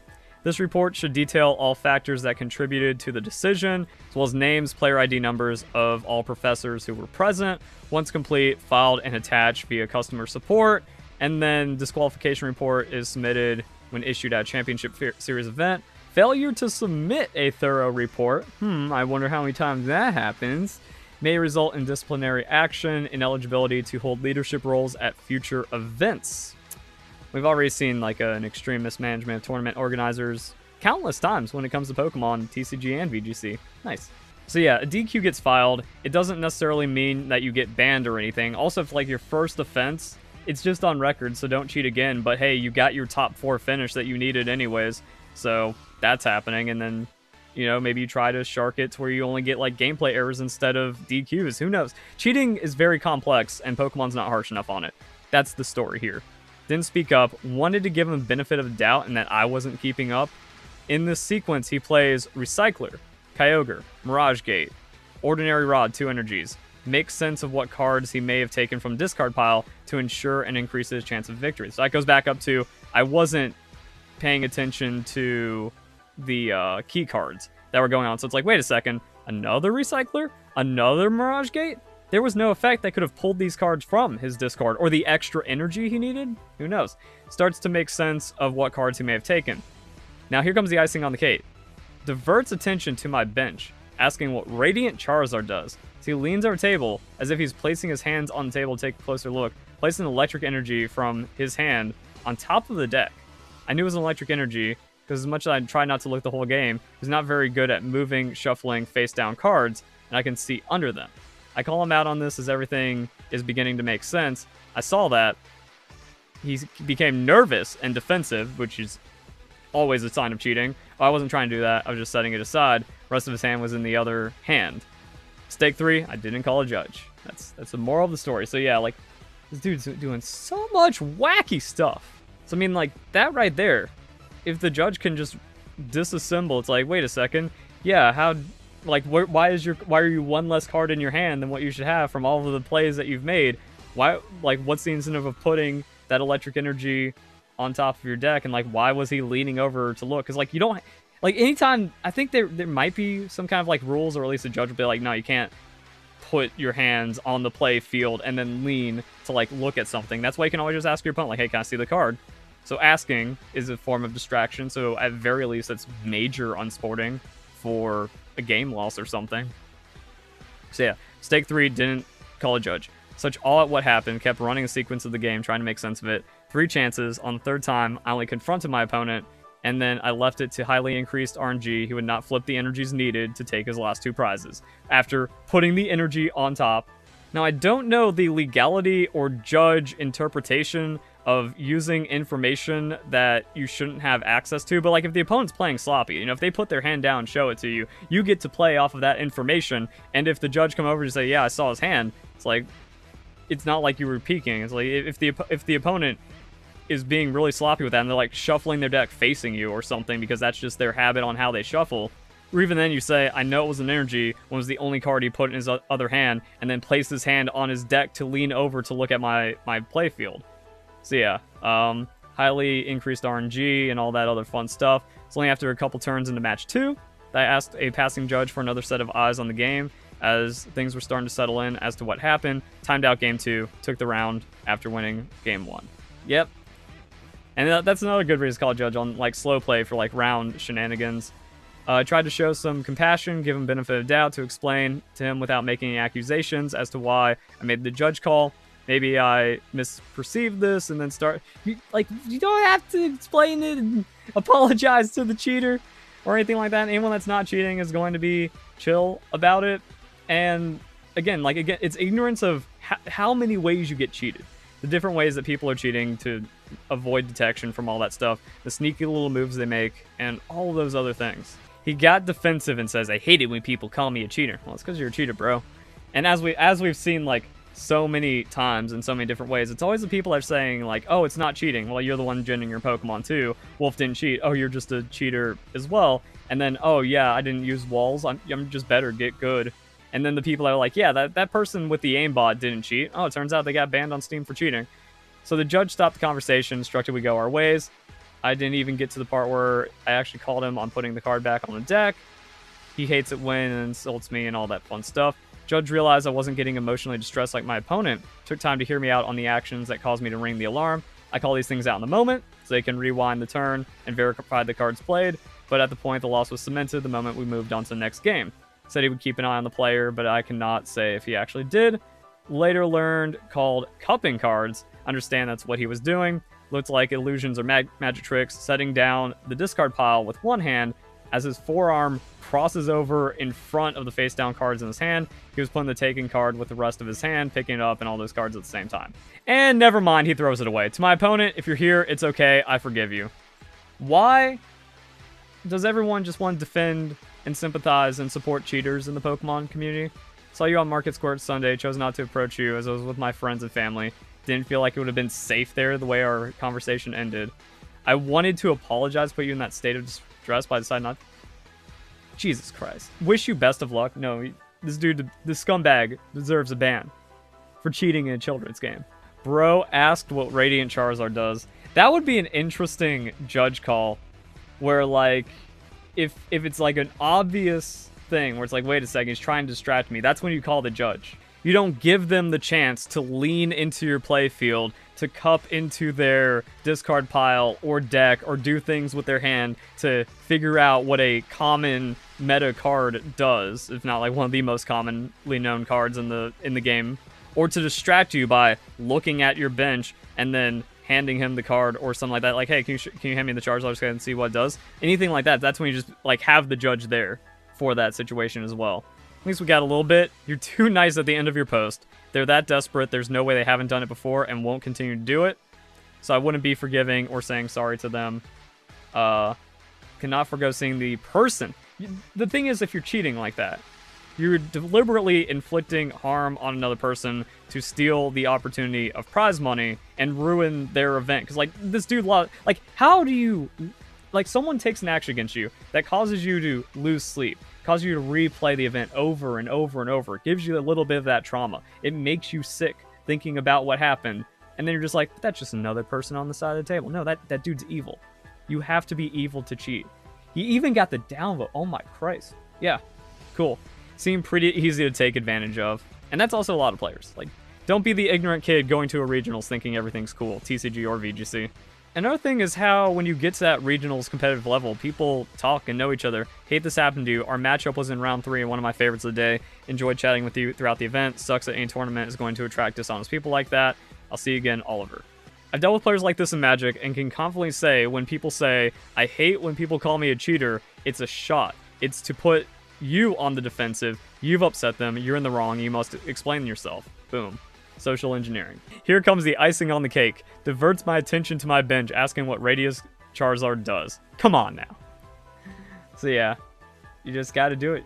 You gotta halt the play and bother a judge. That's what they're there for. If you're having a hard time keeping up with their plays, ask them to slow down. They agree and then don't slow down, ask them to announce their moves. This will force them to slow down, or at least take the time to say the action. If they don't announce their plays, then ask them what they're doing after every card play. Eventually, it'll get annoying enough for them to announce their plays. When it's your opponent's turn, set your hand down, they die on top, to indicate the number of cards in your hand. That way, your full attention is devoted to watching them play. See, I don't know about like those anti-cheat strats, because my idea on anti-cheat strats is knowing the cheating, like knowing when you're getting cut stacked against, which is something we talked about with Michael Pramwat. Knowing when they're trying to distract you or manipulate cards or cup or do all those other things, but the strats to preserve your mental capacity to observe their cheating, such as just putting the die down like that. Often if a cheater realizes you're watching intently, they will ask cards in your hand to distract you. With this method, you never need to look away, and then you just take a look at the die. Just be like, look at the die, it's that many cards. And see, that's another, like, it's those little things where you say, what's that card on your bench, or what does that Pokemon do, or cards in hand, while they're, like, running through, which is also weird, because in Pokemon, do you need to know like the opponent's cards in hand on your turn because it's a non-interactive game, unlike Yu-Gi-Oh! Or Magic? Like, sure, you can ask, but that also seems like if someone ever does that to you, or has done that to you, just be like, oh, the dude's trying to cheat. Keep accurate count of cards in hand. Most players fidget with their hands the entire game. Consistently ask how many they have. Like most players fidget with their hand the entire game. Consistently ask how many cards they have. Hand shuffling is to throw you off the count of cards. I love silence is violence. Going to use that. Very true. If I can't help, I don't know there's an issue. Being a single judge at a 40-person tournament is difficult. Regional judges, 100,000 people, they get spread quite thin. Player asks what a card does, pass it to them, and continue watching them. Don't look down to read it, especially such on meta card. Even the judge is like, Radiant Charizard, bro, was cheating. Notes, notes, notes. Can't do it on your phone, but a notepad and pen will suffice. They help immensely when resetting the board state. Also, I believe the correct response to when I hate when people say I'm cheating, you say, then don't, and walk away. And then, see, that has the extra social thing, because what happens is you're going to take an assault, but that's a disqualification and a ban. So at least, like, even though you can't undo the previous game disqualification, you can force a DQ by upsetting them and walking away. Yeah, this dude had the same hint. Legal to write notes as soon as the match starts. You can't go into the match with pre-written notes, but you can write the opponent's actions down on a notepad. Read the rule book for this exact wording. but your notes also have to be easy to read, no quick hand or coded language. Most notes must also be public knowledge between both players, meaning you can say things like he played quick ball for Palkia V turn 2, but not he played quick ball for Palkia V turn 2. He should have 4 quick ball left and maybe a Palkia V star in his hand. So yeah, like, don't put your personal information, just like the actual actions of the game. Cool. There we go, guys. Cheating in Pokemon.